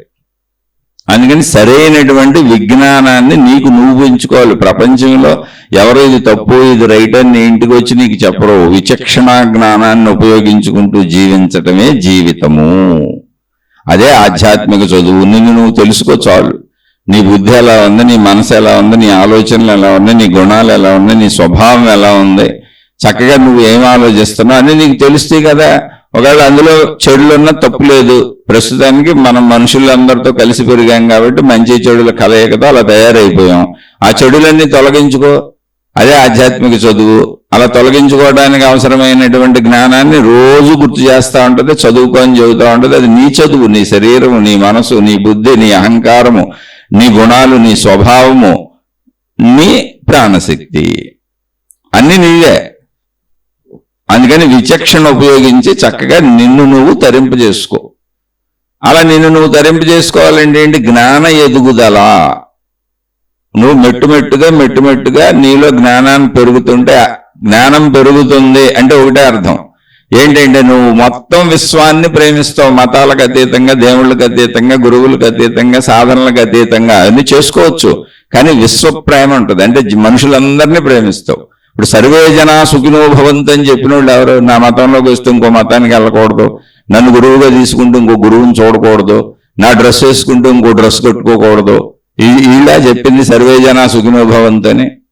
లోకా సమస్తాన్ని సుఖినో భవంతు అని చెప్పిన వాళ్ళు ఎవరు? ఈ మతంకి వస్తే ఆ మతాన్ని తిట్టాలి, ఈ దేవుడిని అనుసరిస్తే ఆ దేవుడిని అనుసరించకూడదు, ఇవన్నీ ఉంటాయి. అసలు ఆధ్యాత్మికతలో బుర్ర పనిచేస్తుంది ఎవరికన్నా? అవన్నీ ఉన్నాయి పెట్టారంటేనే మిమ్మల్ని ఖచ్చితంగా మబ్బులో పెడుతున్నారు, మాయలో పెడుతున్నారు. అది జ్ఞానం తెలియదు వాళ్ళకే. మేము పట్టుకున్న కుందేలుకి 3 కాళ్ళు అనేటువంటి వాళ్ళు మాత్రమే అటువంటివన్నీ తయారు చేస్తారు. అది జ్ఞానహీన మార్గము. కాబట్టి మీరు ఆలోచించుకొని జ్ఞానహీన మార్గమే మాకు బాగుందంటే లాభాలు ఉన్న వాళ్ళందరికీ అది బాగుంటుంది. అందులో లాభాలు పొందుతూ భౌతికమైన అపేక్షలు, భౌతికమైన లాభాలు పొందుతున్న వాళ్ళందరూ దాన్ని నమ్మిస్తానే ఉంటారు. అలా ప్రపంచవ్యాప్తంగా అన్ని మతాల్లో ఉంది. లేకపోతే సభలు పెట్టి మహిమలు మాయలు ఇవన్నీ ఎందుకు ప్రచారం చేస్తారు? దేవుడి పేరు మీద జ్ఞానం చెబుతారు.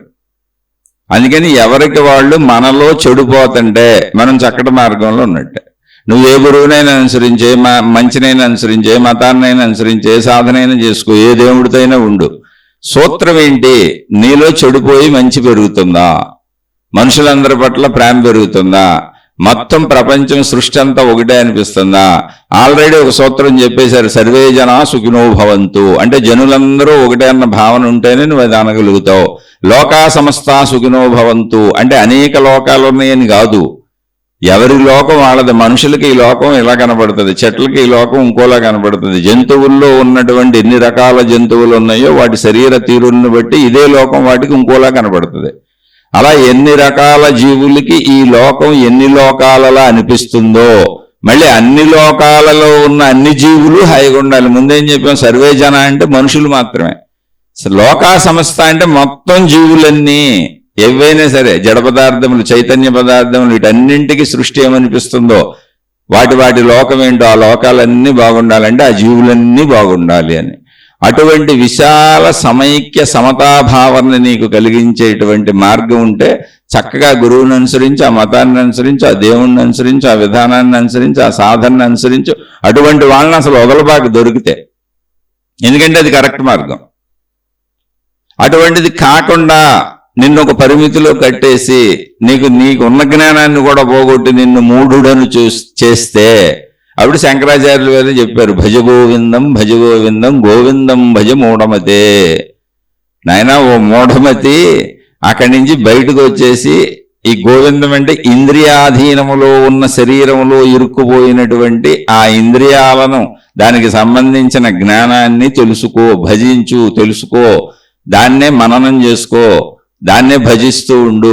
శరీరం గురించి సంపూర్ణంగా తెలుసుకో, ఇంద్రియాల గురించి సంపూర్ణంగా తెలుసుకో, నీ గురించి నువ్వు సంపూర్తిగా తెలుసుకోని ఆ ప్రయత్నం చేయండి. సత్యం వైపు ప్రయాణించే ప్రయత్నం చేద్దాం, సత్యాన్ని తెలుసుకునే ప్రయాణం చేద్దాం. అదే మన మార్గం, అదే ఆధ్యాత్మిక చదువు. మన మార్గం అనేది ఏమి లేదు, మనుషులందరికీ ఇది ఒకటి, ఇందులో ఇక్కడ ప్రత్యేక మార్గం లేదు. ఇదే ఆధ్యాత్మిక చదువు, మనిషి యొక్క స్వీయ వ్యక్తిగత అంతరంగ చదువు, శరీర చదువు, మనో చదువు, ప్రాణశక్తి చదువు. అర్థమైన వాళ్ళు ఆచరించుకోండి, అర్థం కాని వాళ్ళు ప్లస్ నచ్చని వాళ్ళు చాలా మంది ఉంటారు. ఎందుకంటే ఇప్పుడు మరి మాయలు, మహిమలు, అద్భుతాలు, ఇతర దేవుళ్ళ దగ్గరికి వెళ్ళకూడదు, ఇతర మతాల దగ్గరికి వెళ్ళకూడదు, ఇతర గురువుల దగ్గరికి వెళ్ళకూడదు, మీకు దోషాలు వస్తాయి, మీకు పాపాలు వస్తాయి, మీరు నాశనం అయిపోతారు, అసలు ఆ మతాలే మంచివి కాదు, మాదే నిజమైన మతం, మా దేవుడే నిజమైన దేవుడు, పక్కయన్నీ కూడా నరక మతాలు, అందులో నరకానికి పోతారు, ఎలాగోలా వాళ్ళందరినీ మన మతంలోకి లాక్కొచ్చేయండి అని ప్రోత్సహించే మతాలు అనేకం ఉన్నాయి ప్రపంచంలో. వాటి ప్రచారకులు అనేక మంది ఉన్నారు. వాళ్ళందరూ ప్రజల డబ్బుల మీద, ప్రజల మీద అధికారాలు, హోదాలు, ప్రజల నుంచి వచ్చే అన్నింటినీ ఉపయోగించుకొని బతుకుతున్నారు. కాబట్టి ఆ మార్గాలు వాళ్ళు ఎందుకు వదిలేస్తారు? నాబోటి వాళ్ళని తిడతారు, చెబితే తిడతారు, నిజం చెబితే తిడతారు. నిజం చెప్పిన యేసుక్రీస్తుకి సెలవేశారుగా, వదిలేశారా? ఎవరిని వదలలే ప్రపంచంలో. అలానే ఆ గొడవ నాకెందుకు, నేనేదో నాది వినేవాళ్ళకు ఒక విషయం చెప్పాను తప్ప ఎవరితో నాకు పోరాటాలు లేవు, గోలలో లేవు. కాబట్టి నేను చెప్పింది ఒకవేళ తప్పు అనిపించిన వాళ్ళు, నచ్చని వాళ్ళు, అయ్యా మీ పాదాలకు నమస్కారం, మీ దేవుడి పాదాలకు నమస్కారం, మీ ప్రచారాలకు నమస్కారం, మీ అందరికీ మీ పాద పద్మములకు నమస్కారం, నన్ను క్షమించి వదిలేసి మీ మార్గాల్లో మీరు వెళ్ళిపోండి, హాయిగా సాగిపోండి. మీరు ఎంత నమ్మిస్తారో అంత ప్రజల్ని నమ్మించుకోండి, మిమ్మల్ని నమ్మి అనుసరించే వాళ్ళని చక్కగా సాగించుకోండి, అందరూ కలిసి హాయిగా మీ దారిలో మీరు వెళ్ళండి. నాకు ఎటువంటి అభ్యంతరం లేదు. అసలు నాది వినేవాళ్ళు కూడా ఎక్కువ మంది లేరు, ఒక 10 మంది 20 మంది అంటారు. నా వలన మీ ఎవరికి ఏ ఇబ్బంది ఉండదు, అసలు ఇబ్బంది కలిగించను. నాది వింటున్న వాళ్ళకి సత్యము చెప్పాలి కనుక చెప్పాను. మీరు అసలు వినకండి, పట్టించుకోకండి, మీ మార్గాల్లో మీరు సాగిపోండి. శుభమస్తు. మీకు మీ కుటుంబ సభ్యులకు మేలు చేకూరుగాక. మరలా మరొక కొత్త శీర్షికతో కలుసుకుందాం.